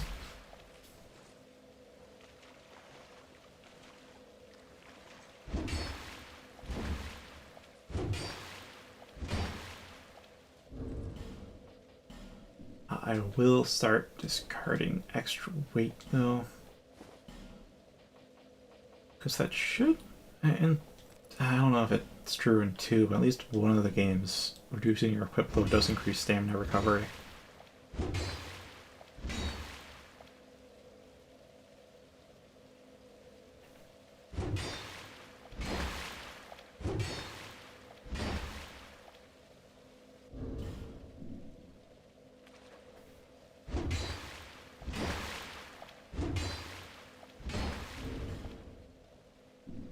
Yep, 474, that is...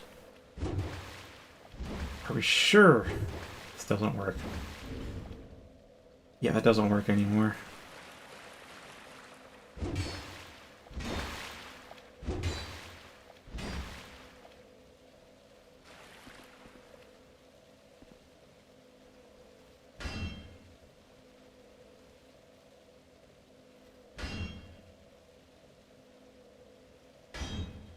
If you can get one where I can just mash R1 for 2 hours, that'd be great.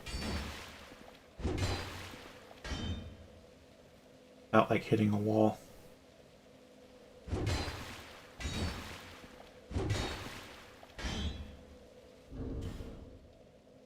Yeah, this is the strat, then.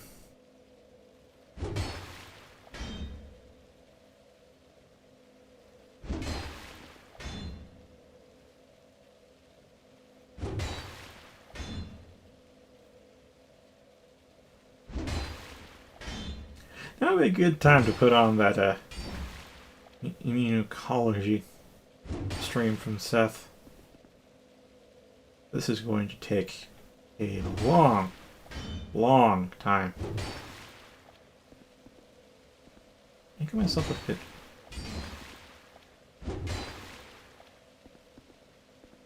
As long as I don't bounce off the wall while sliding the chest, I'm good.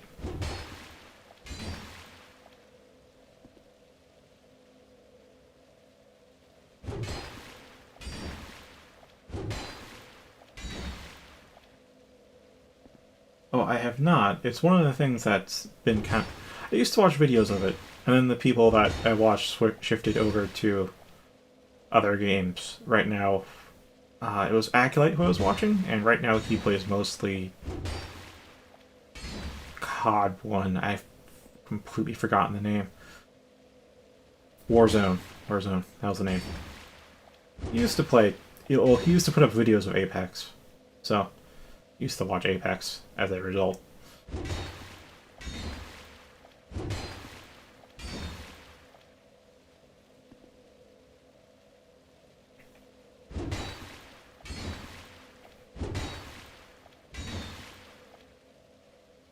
Oh, but with my wrist, I don't think I could play it. At least not competently. Yeah, Well, I'm more open-minded to free-to-play games. I also know they really want to consume your time. And it's like, I've got Warframe. My plate is full of Warframe.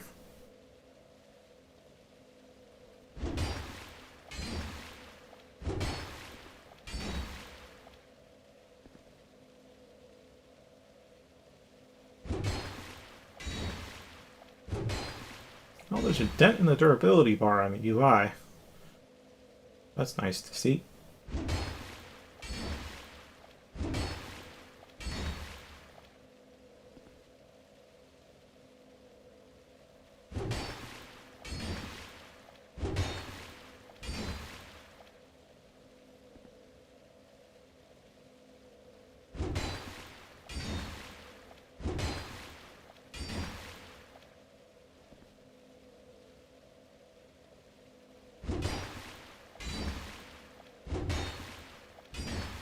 So yeah, like, if I had chapter software, the first thing I'd get it for would be my DS, because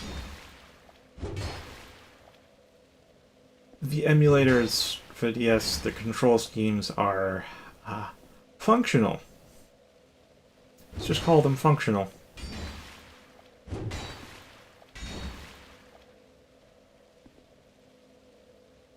And it'd be, if I was playing a DS game that didn't really need the stylus so much, then I'd be fine, but Etrian Odyssey needs you to use the stylus like every few seconds. So, no. That is not a good setup. It's not comfortable. So with like a capture card for the DS, or I think you actually need a custom model built for a capture software to be built in. But with that, I can play comfortably, and with my own save data too.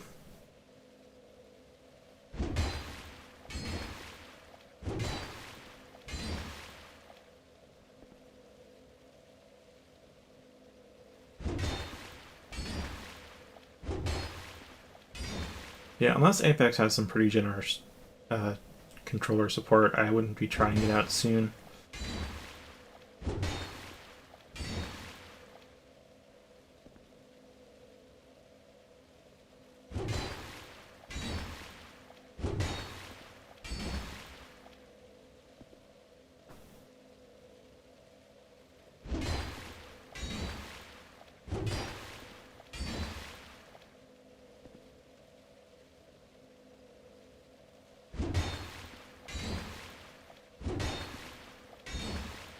Actually, funny thing, that Seth stream I linked and talked about earlier, I actually listened to while playing Etrian Odyssey. Oh, cool. How is the aim assist then? Actually, I'm not sure if you'd be able to describe it aptly. Well, because I doubt you've looked into the different kinds of aim assist and their strengths. There's a lot of nuance to aim assist.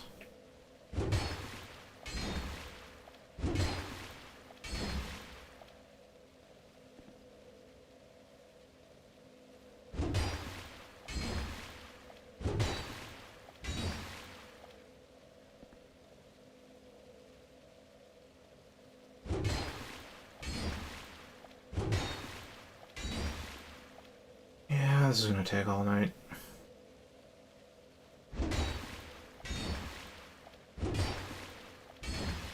I mean, is worth knowing this is a very, very, very, very special weapon. But it's going to take all night. I have no idea if Alyssa's even here. She hasn't spoken in a while. But just in case you're here, just take a fine look at the fact that there is a head, a severed stone statue head on this spear. I think back in the day I used to not use aim assist, but I'm not as... Because I spent such a long time on keyboard and mouse, once I got to a PC, I'm not as skilled with a pad as I was back in the day. spear that was embedded in a stone statue. According to an old local legend, a great spear was used to defeat Santier, the walking statue. Perhaps this is that very spear. But it will be difficult to utilize such a thing in the manner of a spear. Your only choice is to swing it around and smite foes about the head.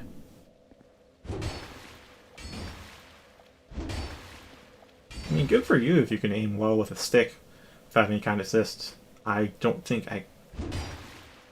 Maybe I just haven't been trying, but I don't think I really can anymore. Definitely in the past, though, I used to be really confident in my stick aiming.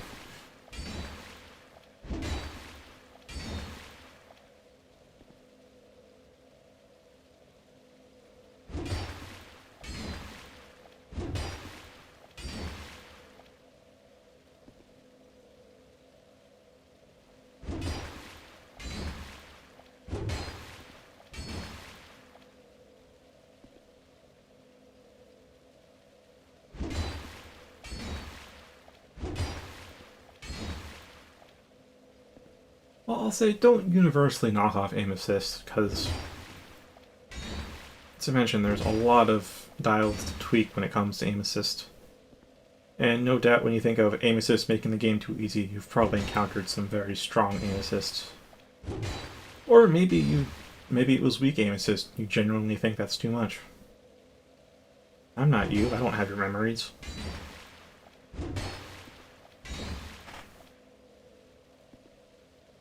Gosh, I don't quite remember all the terms. There's quite a few. I think the most common and most noticeable type of aim assist is... I want to say it's called magnetism. It's where when your reticle is near a target, the game will soft lock onto them. As in, your reticle will move with the target without any input from you up to a certain speed. It's usually pretty slow. So if the target starts moving fast, you'll get a small little nudge in their direction and then it's off target, and so it stops the soft lock. That one's pretty common. There was a friction. I mean, the other part that was called magnetism, though, is when the game detects that you're moving your cursor towards an enemy, it will also increase your sensitivity. So it'll accelerate your turn speed if you're turning into an enemy to help you get onto target faster. And then there's friction, where as your cursor is leaving a target, it reduces your sensitivity so you leave the target slower. And usually use those two together so you can quickly acquire targets with a stick, but not overshoot.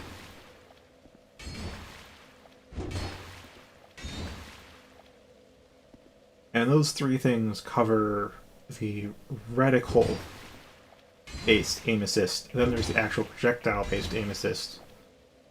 Like being generous with hitboxes for...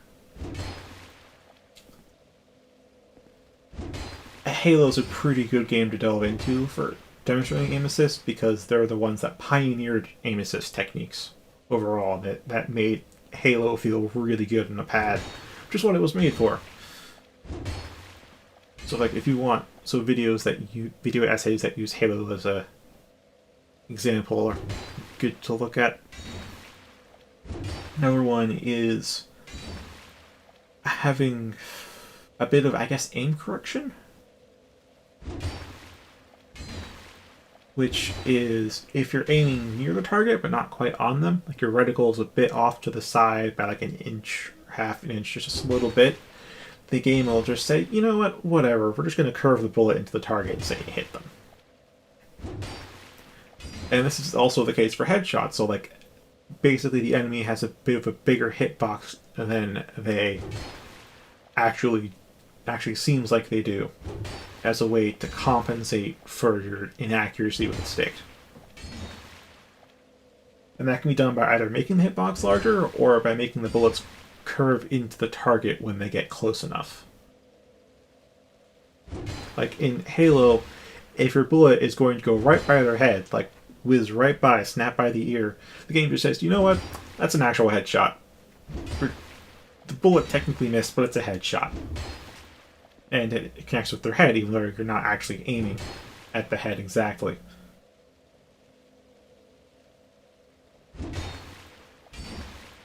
And then there was target snapping, which is only applicable when you have an ADS, or an aim down sights button, at which point it's like, that one's really obvious, and it's not too obtrusive, I find. I actually like it because it tends to speed things up a bit. Because with the target snap, it's just hit ADS, and as long as you're looking in the general direction of a target, as soon as you go into ADS, it will just snap your reticle to center mass of that target. Which in Battlefield 4, I had a target snap that was fairly strong. So there was like led to a completely different playstyle on PC and console, and the DS4 disconnected. Where on PC you'd have to like peek corners slowly. You have to like ADS before you got to the corner and then move around slowly to make sure you didn't get surprised by anyone watching the corner. But with the console, because the target snap, you'd sprint around the corner and do a sprinting leap because you can just target snap to whoever is there. You want to surprise them.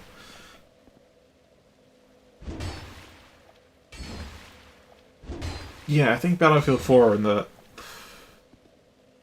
Before I stopped playing Battlefield 4 on console was... I don't know how long I played that game, but that was when I myself turned on aim assist and felt I was doing better because of it. So I know where you're coming from. I used to be at a similar point where aim assist was hindering me more than helping me. But as I said, because I spent so long on mouse and keyboard and not actually using a pad, I'm not at the point with this. My skills with a stick have rusted to the point that I will say with certainty that I do need aim assist to play well in a shooter type game.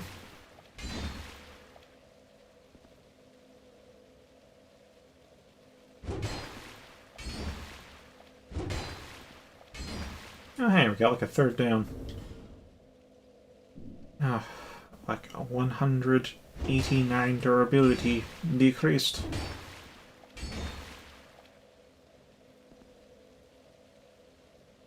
So yeah, I guess I can just say congratulations on being so comfortable with the stick you can aim that well. Yeah, you can really start to feel it when you get good with the stick, at least from my memories. Well, that actually is what an aimbot is. An aimbot is just all of those things I mentioned taken to the absolute extreme.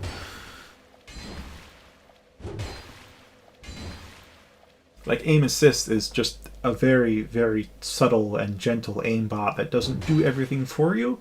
Just kind of gives you a little nudge here and there to help you out. Is what it's supposed to do. But some games, they give the aim assist really strong and you end up fighting it.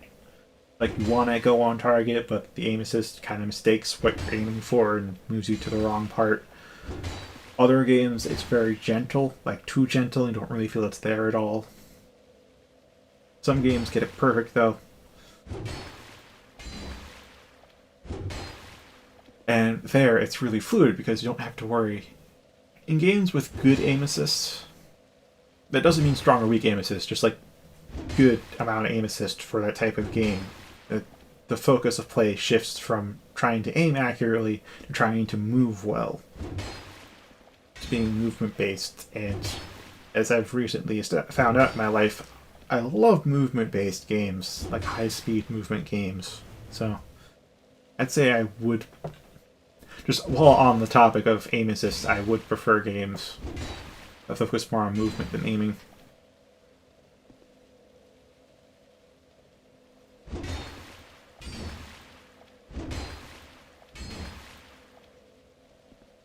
And it is 2200. We are almost halfway. It's been 20 minutes.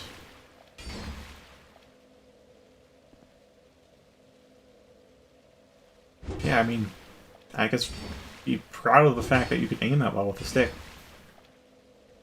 It's only, as far as I can gather from my experience, just my experience, only a handful of people, like a very small amount of people who play on a pad, can actually aim well enough with a stick to not need aim assist, or to feel aim assist is a hindrance. So, really, congratulations for being that good at it.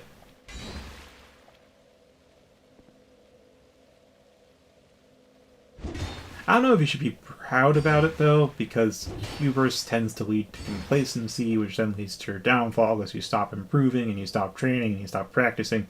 Then you get a bit rusty, or maybe you just practice just enough to stay where you are, but other people are training, and then you find someone who's better than you, and then all of a sudden you have your entire world thrown into doubt. You can feel a little proud of yourself, not a lot of proud. If you feel too proud, you ends up being a downfall.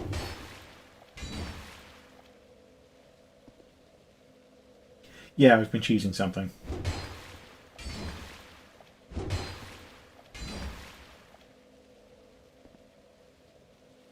Yeah, so I hope you noticed the stone head on the spear. Oh, this halberd thing. Just gonna smack things about. It's got a stupid amount of durability.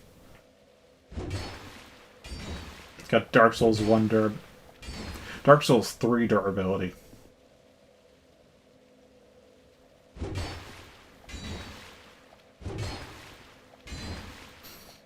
But it's a very, very, very, very, very special weapon.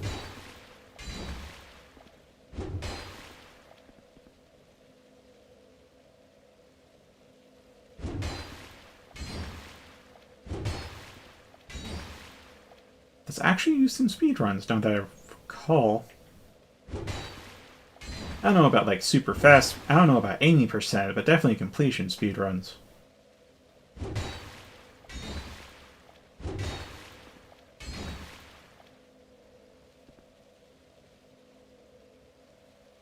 Oh, and definitely no bonfire speedruns. This is an ideal weapon for that. So much durability. I think we're halfway. We are not actually halfway. We are 2 points off. This combo should do it. 3 and 4. And we are halfway exactly.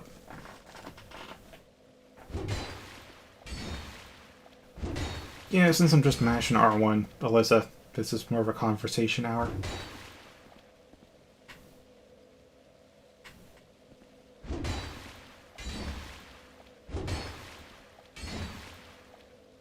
Speaking of, my throat's getting a little dry, so I'm time to prep some... Oh, I have a little bit of cider left in here. Apple cider. I'm very fond of the taste of apple cider, but it's a diuretic, so I end up with a faucet for shit instead of grape shot. Yeah, you have, like, tightly packed and clean poops when you're a little constipated. Not completely, just a little bit. If you drink a lot of water and get a healthy amount of fiber, you should get that. And it's just like, it comes out all in like one whole piece, or just a bunch of little tiny pieces, and there's no wiping whatsoever to do.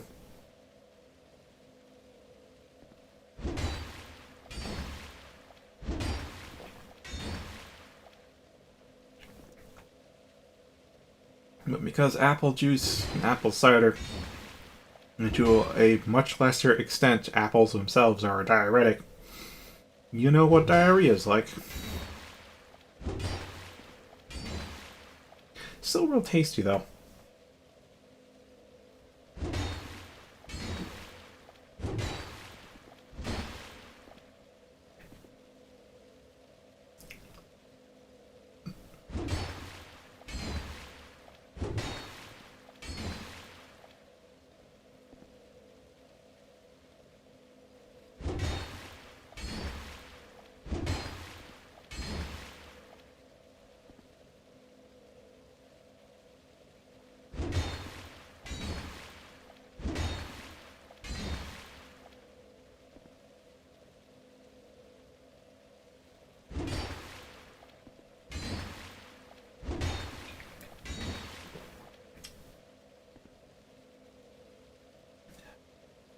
There's a lot of shit to do in Warframe.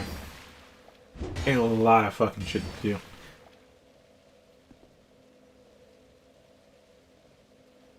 Don't even know if I can list it all. And there's like a lot of farming to do. There's like daily standing for I think like 4 factions to grind out. Then there's actual like master rank grinding where you have to, you know, use a whole bunch of different things. There's farming the materials to craft those different things you use. And there's a star chart and doing all the missions on that. And there's index for farming out credits, because crafting things is stupid expensive. And there's farming out mods that I'd want, and those mods have, like, I'm not even joking, there are mods with 0.01% drop rates. And there are mods with like a 6% drop rate from a boss. So there's only one of those in the level, and it's just... it's a very grindy game. And I haven't even gone over all the things that I'd have to farm for, like there's even void relic hunting. Because that is, I have to go into a void fisher, and then I have to open up a relic, and I have to farm for the relics, which are random drops from certain missions that have like anywhere from a 4 to 11% chance of dropping in those missions. As a reward, not like from an enemy. Like as the mission rewards, I may have to run the thing like 10 times to get one of the relic I want. And then the relic itself could have as low as like a 1% chance to actually give me the item I want out of a drop table of like 7 items.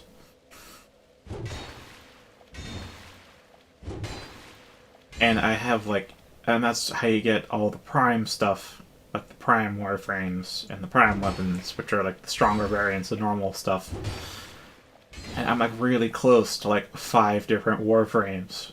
I'm like 1 part off, and they're all like the rarest ones in each of their drop tables for the parts I'm missing, because of course I'd have it by now if I didn't. So there's just a shit ton of farming.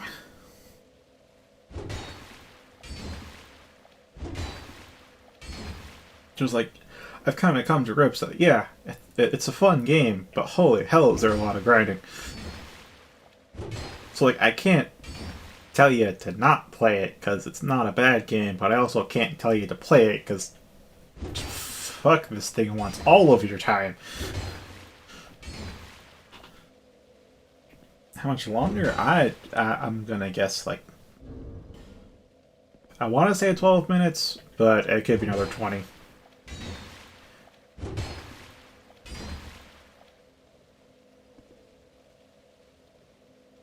Yeah, I know we're over time, but I just want to... Since this isn't going to take like 3 hours to do, but instead more like an hour total, it's worth it to just do this. Knock it out right now.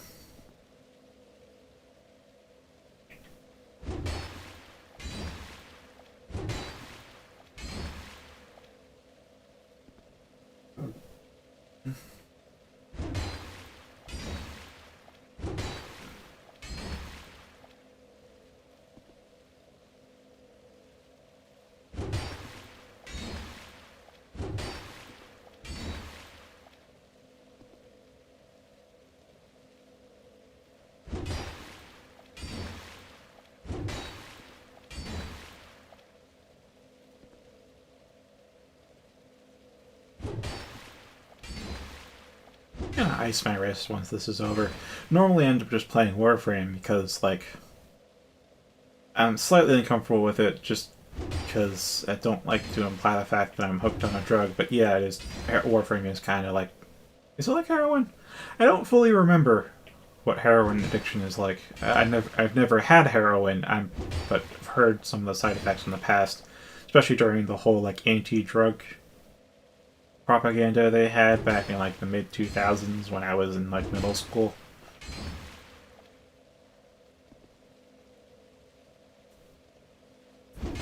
Yeah, like spending 2 hours without playing Warframe, it's not a strong urge, but it is a kind of omnipresent one to just say like, you know, instead of streaming Dark Souls 2, I could stream Warframe. And it's strongest right before streaming. I'm like, nah, this is a... Not only am I supposed to be streaming Dark Souls 2, which is what you want to see. Alright, good night, Anthony. Not only streaming Dark Souls 2 because it's what you want to see, but also, like, it's a break from Warframe, and usually, or, not usually, maybe like half the time, 50% of the time, by the end of the stream, I'm just like, you know, I kind of want to play more Dark Souls 2, and I do not have the urge to play Warframe, but then I have to stop because... playing Dark Souls 2 for 2 hours, and then I just think, you know, I could be playing Warframe right now.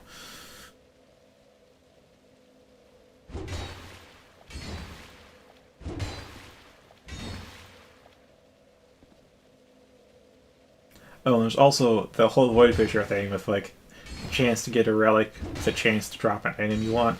Even more reason to do that, because the prime parts are, like, what's worth trading to other players for premium currency, because you can trade premium currency with other players. And, like, most of the stuff they want costs, like, 20 platinum to get, like, one of. And I just sold, like, a prime weapon, like, all the parts you need for it and the blueprint to make it, for 100 platinum. So, that's a hefty sum. Especially since 75 platinum is $5. Like $5 US. I just made, like, somewhere between $6 and $7. Which, I mean, at that money conversion, that's, like, definitely way, way less than what you'd earn at an actual job. But also, for playing for free, that's a decent chunk, I think.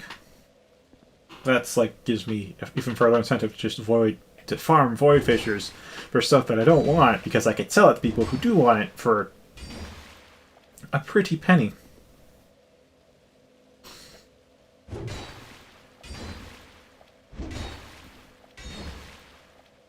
Oh, now there's daily sorties too. You can only do those once per day, but, like, those...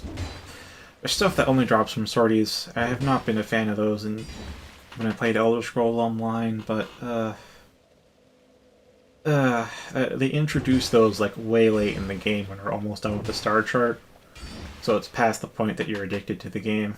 You don't quite mind them as much. If these were earlier in, I'd totally just be like, nah, this isn't quite the game for me. They're real subtle about that. You don't need to grind much at all for, like, the first couple of hours of the game, and then you go through the first couple of weeks, and it's just fine and dandy. You get things at your own pace. And you start to reach the end of the star chart, and it's just like, well, now you have to grind for everything. Hope you have fun. At that point, it kind of doesn't matter if you're having fun or not. Although I can't say I've really hated much of it. I mean, I've hated spending a lot of time and then not getting the drop I want. Like what happened the other day, where there was one enemy that had a 6% chance to drop a mod that I wanted. I actually still want, because I haven't gotten it yet. But in order to fight the enemy, you have to find a specific shrine on a map. And then you have to offer an apothec to it to summon the enemy. But to make the apothec, you need to scan rare plants from across 3 different planets. And I decided, since it's a 6% drop rate, I'll prefer 10 of the apothec, which meant I had to scan plants for like 2 or 3 days. Like, not doing the Void Fissures or any other farming, just going into missions by myself. Private matchmaking and just scanning plants. And then I went in there, and I offered my apothec, and I went through all 10, and I did not get the goddamn mod. So I just stopped grinding for that thing. And, yeah. When that kind of thing happens, that is very vexing. But otherwise, the moment-to-moment gameplay, it's like, it's fast, you kill things fast, you move about fast, It's not deeply satisfying fun, but it is still fun. It's not ultra kill levels.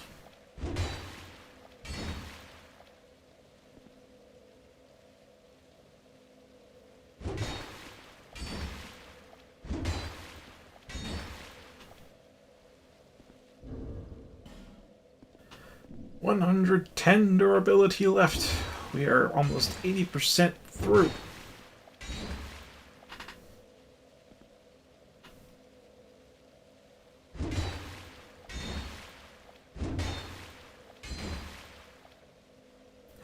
What to talk about next?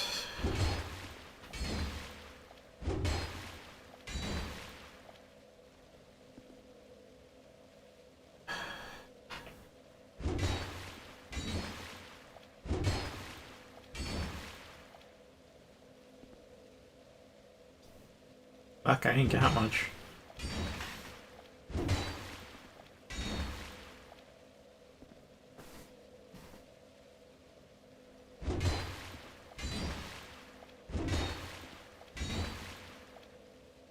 But seriously, like, you should tune on that live stream from Seth. Like, go about watching that. It's really worth a watch.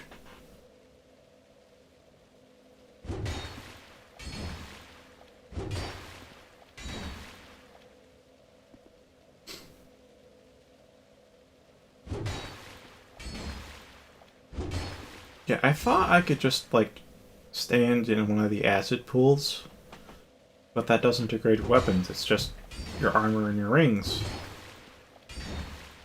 So... okay.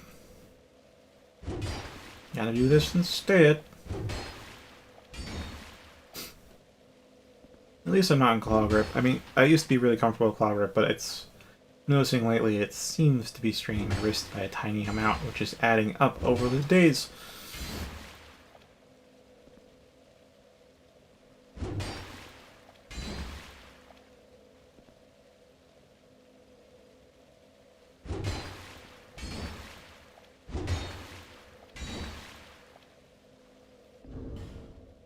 $83 left. Alright.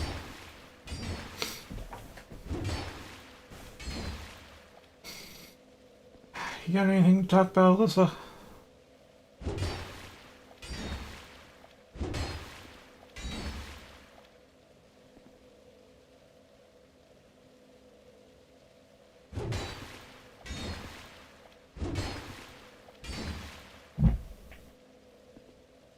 Yeah, that was a fart. I did not lift up my bum to fart that, so it got muffled by the chair seat. Starting to smell it, though.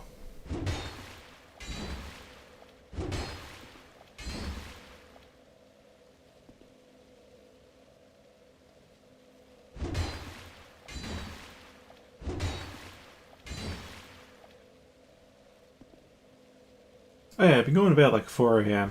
now, because I couldn't quite make midnight work because I was too far gone from, you know, playing Warframe too much. I managed to reel it into 4 a.m. and it's been relatively consistent.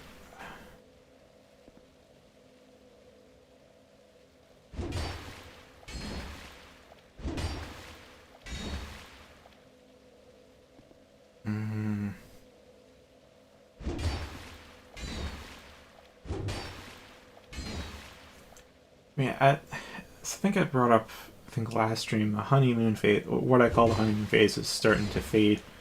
Warframe. Like, with most games, usually, like, for the first 48 hours, if I play a game, I'll, like, play a game non-stop, even to the point where I don't eat or sleep much, because I'm just so enthralled by the new fun thing. It lasted for a lot longer than 2 days with Warframe.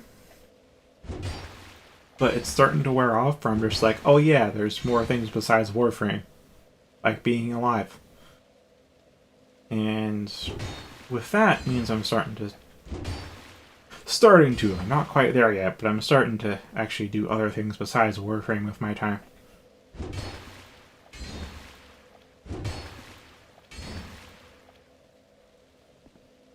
Yes, consistency is key.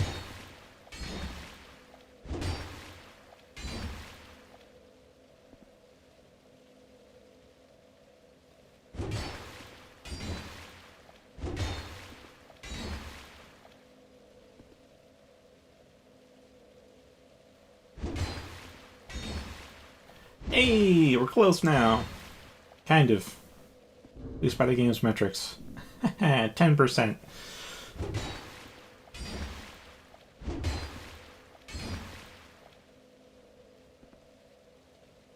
Yeah, I mean, it's not just special because there's a statue head on it. And because it has high durability. I mean, you're gonna see. Maybe you can guess how special this spear really is.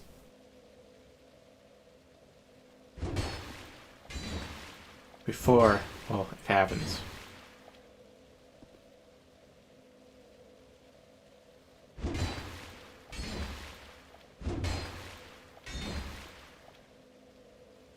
I wonder what happens if I power stance these.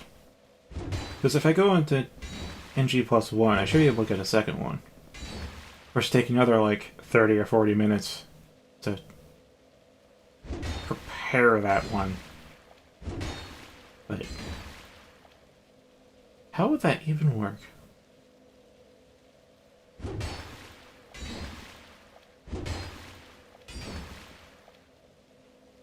Oh, and even if you're not grinding for stuff from Warframe, there's crafting things takes like actual real world time that ticks down even while you're logged out. So there's always like the thought like, oh, hey, I'm gonna go to sleep, but this thing has like 40 minutes left on the timer.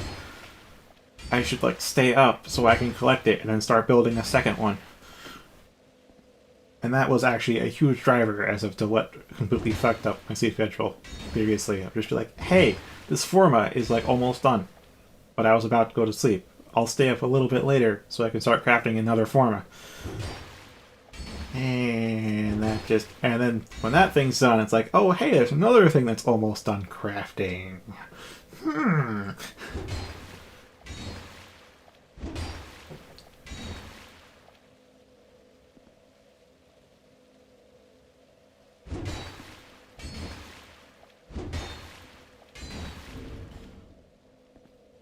23 durability left. We're down to normal weapon levels of durability.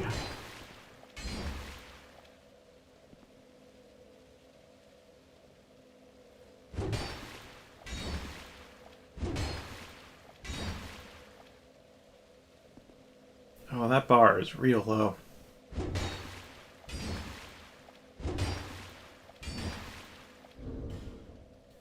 $17.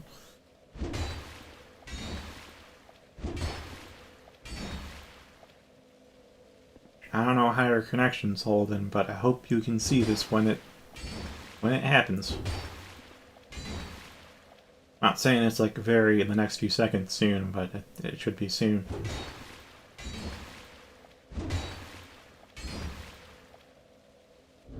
So we are at 11 durability, and this should be another 2. Yep.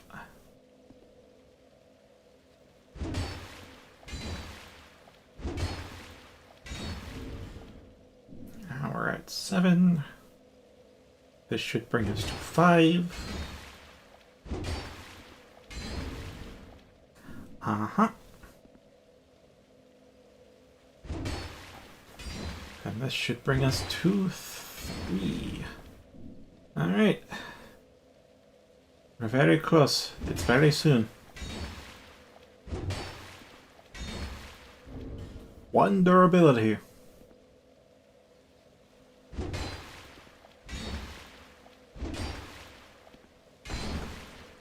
And it's broken.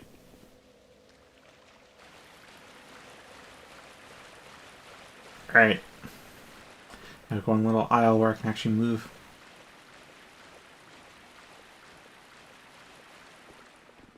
So yes, we broke the rock face on it. And now it swings like an actual spear. Though it still has the halberd heavies, which is nice. We have some sweeps with the spear. But when we two-hand it, it's a fucking twin blade. This thing's a twin blade when it's two-handed, and a spear when it's one-handed, which is like crazy.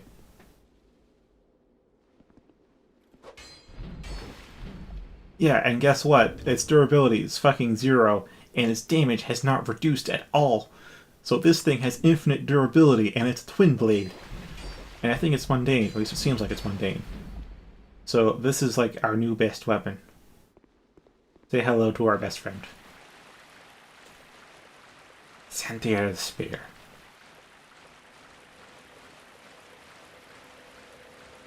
Oh yeah. Let's see if I can upgrade it. I mean, it's so long to do that because in 1 you had to manually repair things, but in 2 it just auto repairs as soon as you sit down, unless it's broken.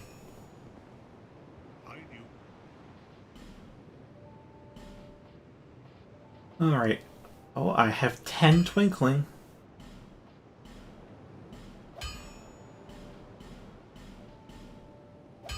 Ooh, I can get it. It's up to. Wait, is it a +4 or +3? Oh, it's at a +4. Oh, that's great.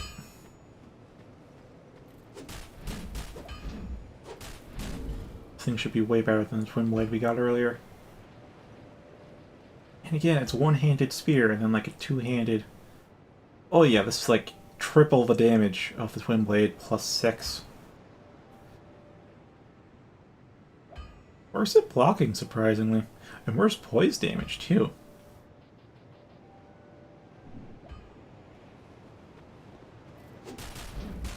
I don't even know. I don't know. Wait, I need like 30 strength and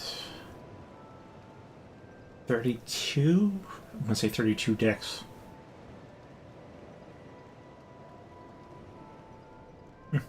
Yeah, that was good. I've seen that. I've used that before I got used to actually fighting Manus one-on-one. But you know, it's an old Extra Credits episode that brought that up, if not another video essay on game design. That was like, in order for a game to be hard, its rules have to be ironclad, and Dark Souls is like a prime example of ironclad rules. If you can see them, you can shoot them, whether that be a friendly NPC or a boss outside of its arena. Manus is like just a prime example. Like, you can see Manus from outside of the arena, you can attack him, it damages him. Because if a game has inconsistent rules, then it has to be easy, because you can't expect the player to actually know what the rules are before they break them.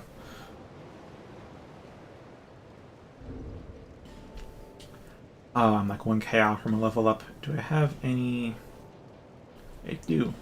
I do! Now I need to go back to the Sunborough Covenant, and I hope I don't lose rank.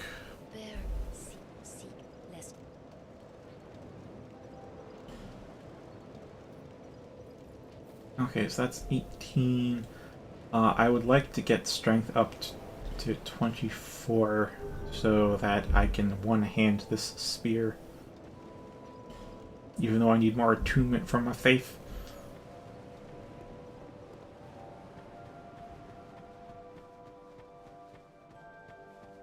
Yeah, they got some neat weapons in 2.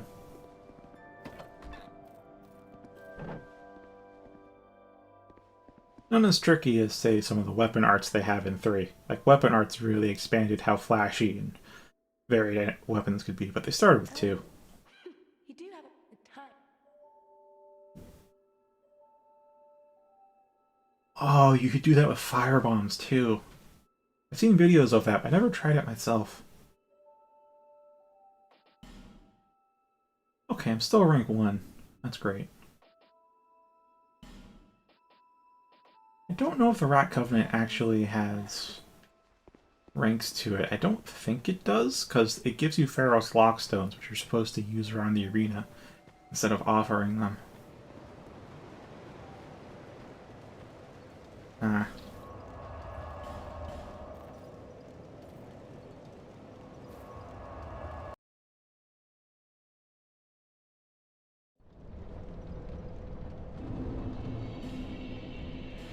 Oh, that's right. Oh yeah, and this thing is like heavy. It's a freaking 12 compared to the longsword's 3.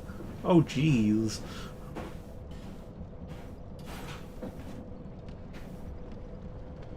Three is really something.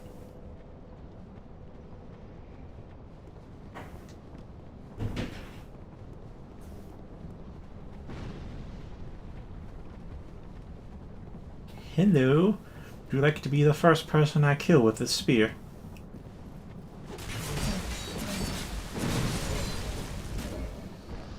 I feel like the first swipe is a bit of a miss.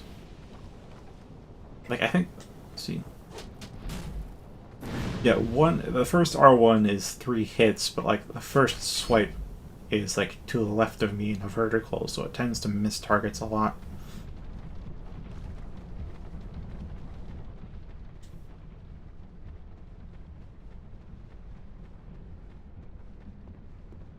Anywho, that's alright. I must belong.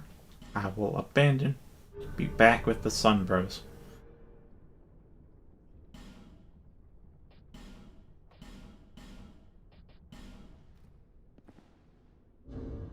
There we are. And does it say my rank? It does not say my rank. I think your golden glow actually gets brighter as a phantom the higher rank you are in the Sunbro Covenant. That might be 3 I'm thinking of, but at least one of these games that happens. Oh no, definitely 3 did that with Covenants. I don't know if 2 did it though. I think it did, but my memory is hazy, as I have established.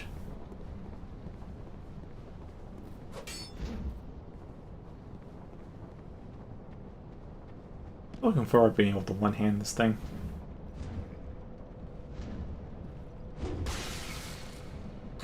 Oh, that's a large splash radius.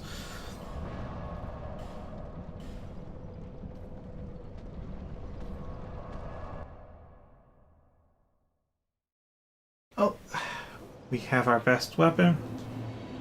I don't know if this is the best weapon in the game, but still, it's a very, very good weapon. Understandably, with that much effort to unlock its true potential. Even a little bit of the head left.